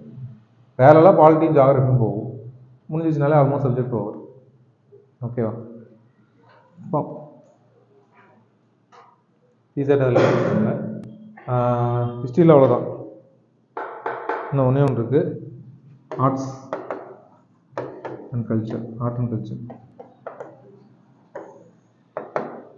ஸோ அதில் வந்து ஒரு book, 11th book, introduction to Indian art. Intro to Indian art.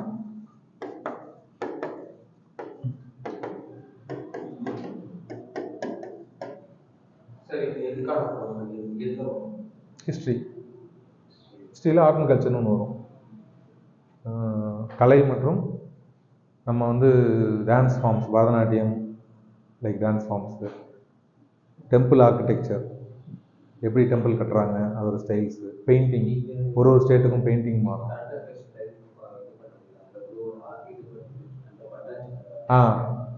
Art painting forms. இப்போ பெயிண்டிங்கே நிறைய டைப்ஸ் இருக்குது. பேப்பரில் வரைவாங்க, துணியில் வரைவாங்க, கலர்ஸ், ஃப்ளவர்ஸ் யூஸ் பண்ணுவாங்க, இல்லை நிறையா ஃப்ரூட்ஸ் யூஸ் பண்ணுவாங்க. இந்த மாதிரி நிறைய டைப்ஸ் இருக்குது. ஜிஐ டேக்லாம் இதில் வரலாம். கரண்ட் அஃபேர்ஸில் வரும் யூஸ்ஃபுல்லாக, பட் ஆர்ட் அண்ட் கல்ச்சர்லேயும் வரும். ஏன்னா சில புடவைகள் இல்லை சில வந்து ஆன்ஷியன்ட், இப்போ ஒரு பிரான்ஸ்லாம் செய்வாங்க, ஒரு பாத்திரம்லாம் செய்வாங்க, பிரான்ஸ் கல்ச்சர்ஸ்லாம் செய்வாங்க, அதெல்லாம் ஜிஐ டேக் கொடுப்பாங்க. அது ஆர்ட் அண்ட் கல்ச்சர்லேயும் வரும். இந்த மாதிரி மிக்ஸ் ஆகி வரும். அப்புறம் ட்ரைபல் ஃபெஸ்டிவல்ஸு, ட்ரைபல் கல்ச்சரில் அதெல்லாம் வரும். நாட்டுப்புறம் ஃபோக் கல்ச்சர் வரும். நம்ம நாட்டுப்புற பாட்டுலாம் இருக்குது, நாட்டுப்புற டான்ஸ் இருக்குது, நாட்டுப்புற பெயிண்டிங் இருக்குது, ஃபோக் கல்ச்சர்மா, அதெல்லாம் வரும். இதெல்லாம் இதில் இருக்கும். இந்தியன் ஆர்ட் இதில் ஃபஸ்ட் பார்ட் மட்டும் போதும், செகண்ட் பார்ட் அந்தளவுக்கு படிக்க வேணாம், அது கஷ்டமாக தான் இருக்கும். அந்தளவுக்கு ரிஃப்ளெக்ஷன் கம்மியாக தான் இருக்கும், ட்ரையாக இருக்கும். மோஸ்ட்லி இந்த ஃபஸ்ட் பார்ட் தான் தேவைப்படும். 11th கிளாஸ் தான், கண்டிப்பாக கிளாஸ், தனியாக படிக்க முடியாது.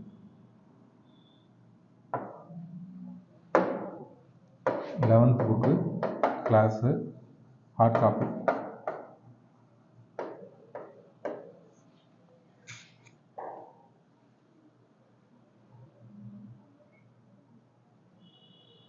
இதிலே பார்ட் 2 இருக்கும்.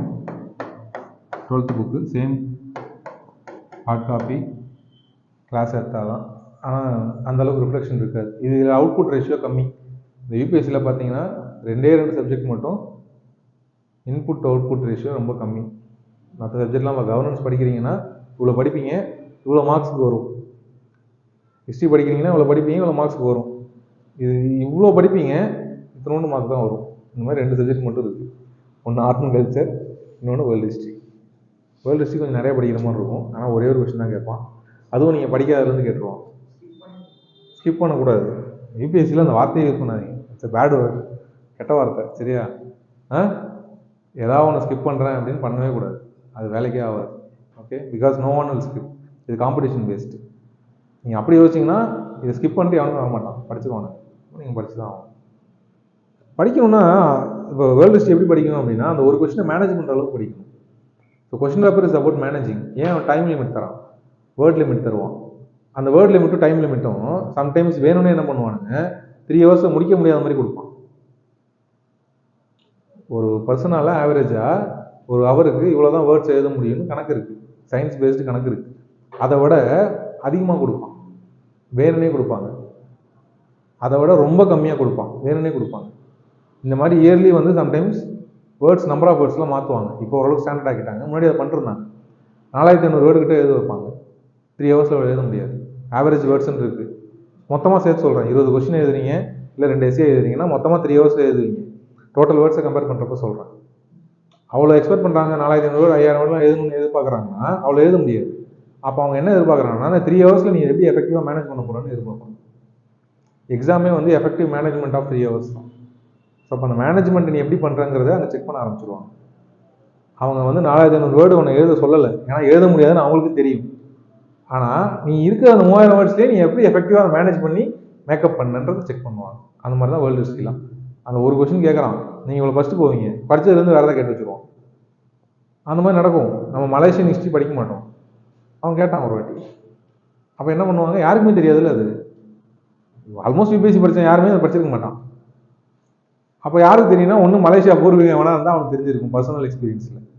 அப்போ அவன் என்ன எதிர்பார்க்குறான்னா, அது தெரியாத கொஸ்டின், அது கம்பல்சரி கொஸ்டின் எழுதி தான் ஆகும். நீ எப்படி மேனேஜ் பண்ண போகிற, அப்போ அதுக்கு மார்க் எப்படி தருவான் அப்படின்னா, எஃபெக்டிவ் மேனேஜ்மெண்ட்டு கொடுத்துருவான்.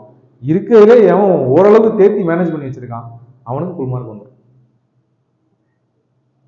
ஸோ இந்த கொஸ்டின் பேப்பர் இஸ் அபவுட் ஓரளவுக்கு நீங்கள் படித்து எல்லாத்தையும் ரெடி பண்ணி பாதி ப்ரிப்பரேஷன் பண்ணால் கூட எக்ஸாம் கிளியர் பண்ணலாம். நான் தான் குமாரிட்ட சொல்லுவேன், எக்ஸாம்லாம் ஸ்கிப் பண்ணாதீங்க, நீங்கள் ஏற்கனவே படித்ததே போதும். அந்த 3 ஹவர்ஸ் நீங்கள் எப்படி ஹேண்டில் பண்ணுறீங்கிறத அவன் செக் பண்ணுவான். 100% படிச்சுட்டு போகிறதுன்னு யூபிஎஸ்சியில் ஒன்று கிடையவே கிடையாது. You can never complete the syllabus. CBSE சிலபஸே கிடையாது அந்த அளவுக்கு. எல்லாமே வேகாக தான் கொடுத்து வச்சுருப்பான். நான் படிச்சுட்டு போகிறேன், ரெடி ஆகிட்டு போகிறேன்னு ஒன்று கிடையவே கிடையாது. இதெல்லாம் பேசிக்காக கவர் பண்ணிட்டு போகணும். மினிமமாக இதை கவர் பண்ணால் தான் உள்ளே போக முடியுங்கிறது மட்டும்தான் இருக்கே தவிர மேக்ஸிமம் அமௌண்ட் கிடையாது. மினிமமாக இதை பண்ணால் தான், என்சிஆர்டி ஓரளவுக்கு படித்தா தான் நீ உள்ளே போக முடியும். ஏன்னா அதில் பேசிக்காக ஈஸியாக கொஸ்டின் கேட்டானா அதையே நீ எழுதுனா காம்படிஷனோட வெளியே வந்துடுவார். அது மாதிரி மினிமம் ப்ரிப்பரேஷன் தான் பண்ண முடியுமே தவிர மேக்ஸிமம் ப்ரிப்பரேஷன் பண்ண முடியாது. ஓகேவா? ஸோ அதனால் எஃபெக்டிவ் மேனேஜ்மெண்ட் தான். அந்த மாதிரி ஸ்கிப் பண்ணுற ஐடியாவே அதில் கிடையாது. அதை ஓரளவு பார்த்து வச்சுட்டு அங்கே போய் மேனேஜ் பண்ணிடணும் அப்படியாச்சும். ஹிஸ்ட்ரி அவ்வளோதான். இதில் தான் இந்த ஹிஸ்ட்ரி பார்ட்டில் மட்டும்தான் ஓல்டு இன்சைட்டிஸ் இருக்கும். அந்த கான்செப்ட் வேணாம், கிளாஸ்லேயே கவர் பண்ணிடுவாங்க. சரியா? யூஸ்வலாக யூடியூப்ல இதில் பார்த்தீங்கன்னா இது மட்டும் சொல்லுவாங்க, ஓல்டு இன்சைட்டிஸ் படிச்சிருங்க அப்படின்னு சொல்லிட்டு. வேணாம், அது கிளாஸ்லேயே கவர் பண்ணிப்பாங்க. நான் புக் லிஸ்ட்டாக கொடுக்கல, வெறும் என்சிஆர்டி தான் பேசுகிறேன். புக் லிஸ்ட் போட்டால் சப்ஜெக்ட் வைஸ் பேசுகிறப்ப வருவாங்க, குவாலிட்டி வரப்போ பேசுவாங்க. அதில் நிறைய புக்ஸ் வரும், அதெல்லாம் நீங்கள் சொல்லலை.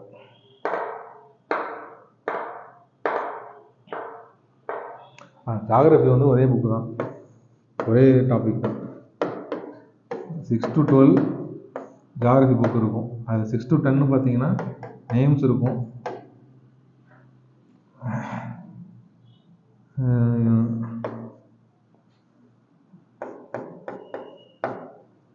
11th வந்து இன்ட்ரோடக்ஷன் டு ஃபிசிக்கல் ஜியாகிரபி.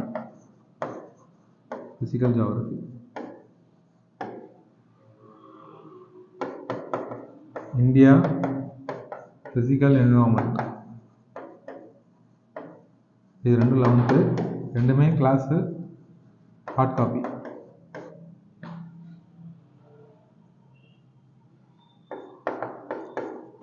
டுவெல்த்தில் intro to human geography.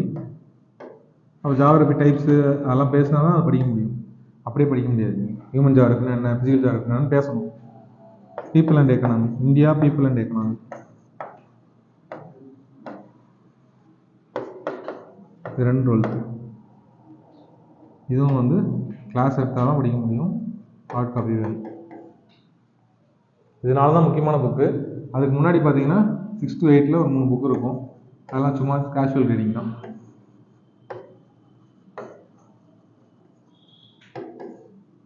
Casual reading பிடிஎஃபே போதும், சாஃப்ட் காப்பி போதும். கண்டெம்பரரி இந்தியான்னு 2 புக்கு இருக்கும். அவர் என்வரான்மெண்ட், எர்த் அவர் ஹேபிடேட்னு ஒரு 3 புக்கு இருக்கும். அந்தளவுக்கு சிக்னிஃபிகன்ட் கிடையாது.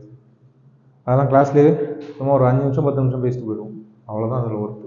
ஏன்னா 6th பையனுக்கு எர்த் அவர் ஹேபிடேட்னா என்ன பேசியிருக்க போகிறான்? எர்த்துன்னு ஒன்று இருக்குது, அதில் வந்து லேண்டுன்னு ஒன்று இருக்குது, வாட்டர்னு ஒன்று இருக்குது, ஏர்னு ஒன்று இருக்குது, அப்படி பேசியிருப்பான். அதனால் நமக்கு அந்தளவுக்கு தமிழ்நாடு புக்கு வேறு மாதிரி இருக்கும். அது வந்து 6லேருந்து 10க்குள்ளேயே யூஜி சிலபஸை கவர் பண்ணிட்டான். 11th என்ன பண்ணிட்டான்? பிஜி சிலபஸை கவர் பண்ணிட்டான்.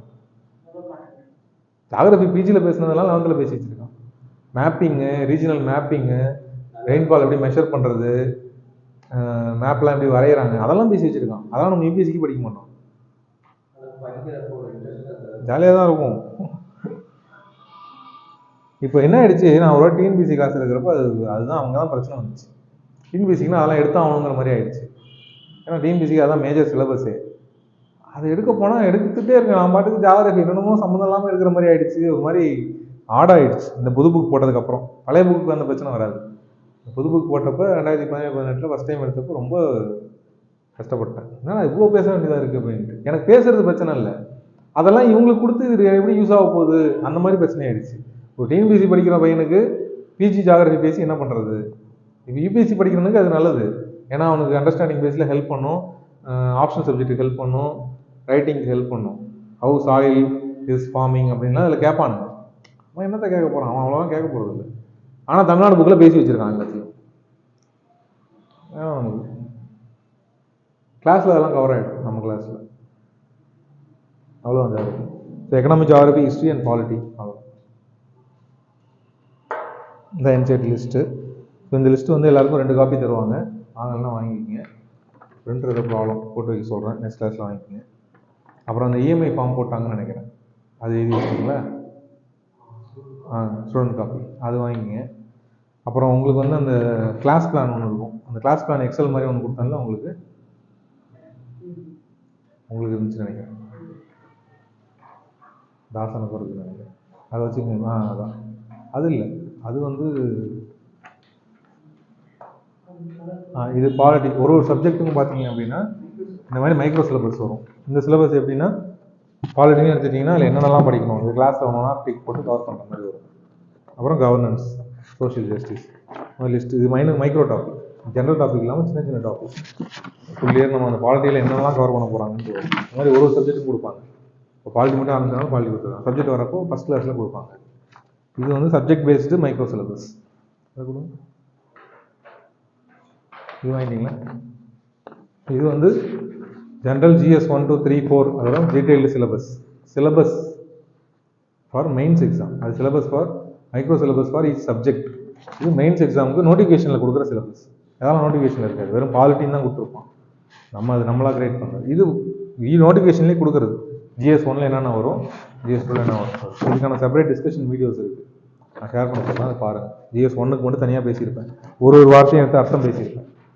சோஷியலிசம்னா என்ன, கம்யூனிசம்னா என்ன, கேபிட்டலிசம்னா என்னன்னு பேசியிருக்கோம். அதே மாதிரி ஜிஎஸ் எப்போயோ ஒரு வாட்டி தான் மாற்றுவாங்க. அப்படியே மாற்றினாலும் இந்த கோர் மாறாது. அது நீ ஹிஸ்ட்ரி ஜியாகிரபி தான் படிக்க போறீங்க. அப்ரோச் மட்டும் மாறும். முன்னாடி 10 மார்க் கேட்டிருந்தா இப்போ 20 மார்க் கேட்குறான். 40 மார்க் கேட்டிருந்தா இப்போ 10 மார்க், அந்த மாதிரி மாறும். எம்சிக்யூஸ் இல்லாமல் வெறும் எழுத வைக்கலாம். இந்த மாதிரி அப்ரோச் மாறும். அண்டர்ஸ்டாண்டிங் பேஸில் முன்னாடி வந்து வெறும் ஃபேக்சுவலாக கேட்டுருந்தான், இப்போ புரிஞ்சுக்கிற மாதிரி கேட்குறான். சப்ஜெக்ட் அதே தான், பேட்டர்ன் மட்டும் எவால்வ் ஆகும். பின்னாடி வந்து யூபிஎஸ்சின்னு ஒரு எக்ஸாமே இல்லாமல் கூட இருக்கலாம். ஏன்னா அதெல்லாம் ப்ரொப்போஸ் பண்ணி தான் வச்சுருக்காங்க. ஐஏஎஸ் மட்டும் தனியாக வைப்பான், ஐபிஎஸ் மட்டும் தனியாக வைப்பான், அந்த மாதிரி கூட பண்ணலாம். ஐஎஃப்எஸ் தனியாக வைக்கலாம். இப்போ ஐஎஃப்எஸ் தனியாக வைக்கிறோம் ஒரு சர்வீஸ்க்கு மட்டும், அந்த மாதிரி தனித்தனியாக கூட வைக்கலாம். அதுக்கு எல்லாத்துக்கும் வாய்ப்பு இருக்குது. பட் நம்ம அதெல்லாம் எய்ம் பண்ணி இன்றைக்கி படிக்கக்கூடாது. இன்றைக்கி என்ன பேட்டர்ன் நான் படிக்கிறேன், நாளைக்கு மாறினா நாளைக்கு நான் பார்த்துக்கிறேன், அப்படி தான் போகும். ஒரு anyway one competitive exam will be there. ஏன்னா காம்படிட்டிவ் எக்ஸாம்லாம் இருக்க முடியாது. காம்படிட்டிவ் எக்ஸாம் ஏன் இல்லாமல் இருக்க முடியாது? முடிஞ்சு போச்சு, அது மாற போகிறது இல்லை. ஓகேவா? இன்னொன்று ஐஏஎஸ் ஆஃபீஸர்ஸ் கண்டிப்பாக தேவை. இன்னமும் பீப்புள் டு ஐஏஎஸ் ஆஃபீஸர்ஸ் ரொம்ப கம்மியாக தான் இருக்காங்க. வேகன்சி நிறைய இருக்குது. எல்லாத்தையும் ஒரே வருஷத்தில் ஃபில் பண்ண முடியாது, நம்மளும் கொடுக்க முடியாது. இப்போ வருஷம் ஃபில் பண்ணி தான் ஆகணும். ஸோ வேலைக்கு போய் அங்கே இருக்கிறதுக்கு ஆள் வேணும் கண்டிப்பாக. அதே மாதிரி மக்களுக்கும் நிறைய பேர் கேட்டு தான் இருப்பாங்க வேலை. இன்னொன்று இப்போ காம்படிட்டிவ் எக்ஸாம் இல்லை அப்படின்னா இதில் வந்து ஒரு கோடி மக்கள் படிச்சுட்டு இருக்காங்க காம்படிட்டிவ் எக்ஸாம். அவங்கெல்லாம் என்ன பண்ணுவாங்க? இந்த எக்ஸாம் இல்லைன்னு சொன்னாங்க எங்கே போவாங்க? எல்லாரும் ஐடி கம்பெனிக்கு போக முடியாது. இதை அப்சர்வ் பண்ணுறதுக்கான கெப்பாசிட்டி இந்தியன் எக்கனாமிக்கு கிடையாது. அதனால கஷ்டம். டக்குன்னு அந்த மாதிரி டிராஸ்டிக்காக முடிவு எடுக்கிறது கஷ்டம். Slow by slow, phase by பேஸாக தான் பண்ண முடியும். லாங் டேர்மில் 10 இயர்ஸ் 15 இயர்ஸில் பிளான் போட்டு தான் பண்ணி ஆகும். ஓகேவா? டக்குன்னு அடுத்த வருஷம் எக்ஸாம் இல்லைன்னு சொல்ல முடியாது. சொன்னாங்க அப்படின்னா அவங்க எல்லாம் வெளியே வந்துடுவாங்க, இந்த சிஸ்டத்துலேருந்து வெளியே வந்துடுவாங்க. வந்துட்டாங்க அப்படின்னா அவங்களெல்லாம் அப்சர்வ் பண்ணுறதுக்கு ஏதாவது ஒரு வேலை கொடுக்கணும். கவர்மெண்ட்டால் அவ்வளோ வேலை கொடுக்க முடியாது. அப்போ என்ன பண்ணுவாங்க? மோஸ்ட்லி சும்மா இருந்தாங்கன்னா தப்பு நடக்க ஆரம்பிச்சிடும். கொள்ளடிப்பாங்க, கொலை பண்ணுவாங்க, அன்வான்ட் ஆக்டிவிட்டீஸில் ஈடுபடுவாங்க. ஸோ எக்கனாமியால் அப்சர்வ் பண்ண முடியாத வேலையில் பண்ண மாட்டாங்க. ஸ்கிராப்பிங் த காம்படிட்டிவ் எக்ஸாமுங்கிறது கஷ்டம். But it will happen. அது எவால்வ் ஆகும். பேட்டர்ன்ஸ் மாறும், செலெக்ஷன் மெத்தட்ஸ் மாறும். But it will be there. Some form of selecting will be there. Okay, அதை பற்றி நம்ம ஒரி பண்ணிக்க தேவையில்லை. பேட்டர்ன் சேஞ்சை பற்றி நம்ம ஒரி பண்ணிக்க வேணாம். வந்துச்சுன்னா அனௌன்ஸ் பண்ணுவாங்க. அப்போ நம்ம அதுக்கு தகுந்தாப்புல ப்ரிப்பரேஷனை மாடிஃபை பண்ணிக்கலாம். நீங்கள் என்ன படிச்சிங்களோ அதே தான். ஆன்சர் ரைட்டிங் மெத்தடும் அப்ரோச் மட்டும் மாறும். அந்த சில பேட்டர்ன் ஒன்று கொடுத்துருப்பேன் கிளாஸ். அதாங்க இது வாங்கி போகிறப்ப இது வந்து தெரிவித்தாங்க. ஸோ மார்ச் ஏப்ரல் மேல மேஜராக பாலிட்டி அண்ட் ஜியாகிரபி மட்டும் தான் போட்டிருப்போம். கரண்ட் அஃபேர்ஸ் அப்புறம் இன்ட்ரோடக்டரி கிளாஸஸ் போட்டிருப்போம். இந்த 2 மாதம் 3 மாதம் இதுதான் நடக்கும். இன்ட்ரோடக்டரி கிளாஸ்னால் இதுதான். இதெல்லாம் சப்ஜெக்ட் கிளாஸ் கிடையாது. யூபிஎஸ்சி உள்ளே போகிறதுக்கு முன்னாடி preparation classes, GS 1 to 3 syllabus discussion, paper writing sessions, NCERT orientation, இது எல்லாமே. அதுக்கப்புறம் நான் சொன்னல இவங்க வந்துடுவாங்க, இப்போ பில்லியன்ஸ் முடிச்சுட்டு வருவாங்க. அப்போ அவங்களுக்கும் காமனாக போகும். அப்போ என்ன ஆகும் அப்படின்னா இந்த 3-4 மாதம் ஜூன்லேருந்து செப்டம்பர் அக்டோபர் வரைக்கும் ஃபுல்லாக மெயின் சிலபஸ் போகும். அந்த டைமில் இந்த இன்ட்ரோடக்ஷன்லாம் பேச மாட்டோம். ஃபுல்லாக எத்திக்ஸ் அதுன்னு சப்ஜெக்ட்ஸ் போயிடும். சரியா? அதுக்கப்புறம் films test series, main test series. இது உங்களுக்கு கொடுத்தாங்களா? வாங்கிக்கோங்க. குரூப்பில் ஷேர் பண்ண சொல்கிறேன். சரியா? சரி, ஓகே. ஏதாவது கேட்கணுமா? எல்லாம் முடிச்சுக்கலாம். கரண்ட் அஃபேர்ஸ் பேசணும். டைம் ஆகிடுச்சு. பேசுவோம் மறுநாள் இந்த வீக்கில். ஏப்ரல் கரண்ட் அஃபேர்ஸ் படிக்கிறீங்களா? அந்த இது படிக்கிறீங்களா? மோஸ்ட்லி வீக்கெண்ட் தான் இருக்கும். இன்னும் ஒரு 2 வீக்ஸ் 3 வீக்ஸ்க்கு வீக்கெண்டில் தான் இருக்கும். சாட்டர்டே ஈவினிங் இருக்கும், சண்டே மார்னிங். உங்களுக்கு இப்போ ஸ்கூலுக்கு லீவா? ஸோ அதர் ஜூன்லேருந்து பார்த்தீங்கன்னா ரெகுலராக கிளாஸ் இருக்கும். மே எண்டுலேருந்து உங்களுக்கு டெய்லி கிளாஸ் இருக்கும். அது வரைக்கும் வீக்கெண்ட் கிளாஸஸ் தான் போகும். 5:45 வைக்கிறோம். 6 வைக்கவா? சரி, ஓகே. 6 to 8:15 வச்சுக்கலாம். 2.5 மணி நேரம். Okay. Saturday evening and Sunday morning 2 class இருக்கும். என்ன கிளாஸஸ்ன்னு டாபிக்கு இன்ட்ரடியூஸ் பண்ணுறேன். நீங்கள் ரெகுலராக அந்த வேலையெல்லாம் பண்ணிவிட்டு நோட் பண்ணிட்டு வாங்க. இப்போ குமரேஷ்லாம் அந்த கரண்ட் அஃபேர்ஸ் ஃபுல்லாக ஒரு 3 பேஜ் எழுதிட்டு வந்து பேசினார். எப்படி current affairs films mains notes எடுக்கிறாரு. அப்போ அதில் மாடிஃபிகேஷன் கொண்டு வரும். அந்த மாதிரி நீங்கள் ஒர்க் அவுட் பண்ணிங்கன்னா பண்ணலாம். கரண்ட் அஃபேர்ஸ் ஃபுல்லாகவே இல்லை, நிறைய சோர்ஸ் இருக்குது. கரண்ட் அஃபேர்ஸ் எப்படி ப்ரிப்பேர் பண்ணுறதுன்னு உங்களுக்கு தனியாக பேசுவோம். வீடியோஸ் போயிடுச்சு, தனியாக உங்களுக்கு பேசிக்கலாம். ஓகேவா? கரண்ட் அஃபேர்ஸ் எங்கேருந்து படிக்கணும், எப்படி படிக்கணும்னு சொல்லிட்டு நீங்கள் படிச்சுட்டு அந்த மாதிரி எழுதிட்டு வந்து காட்டுங்க. டிஸ்கஸ் பண்ணிட்டு பண்ணலாம்.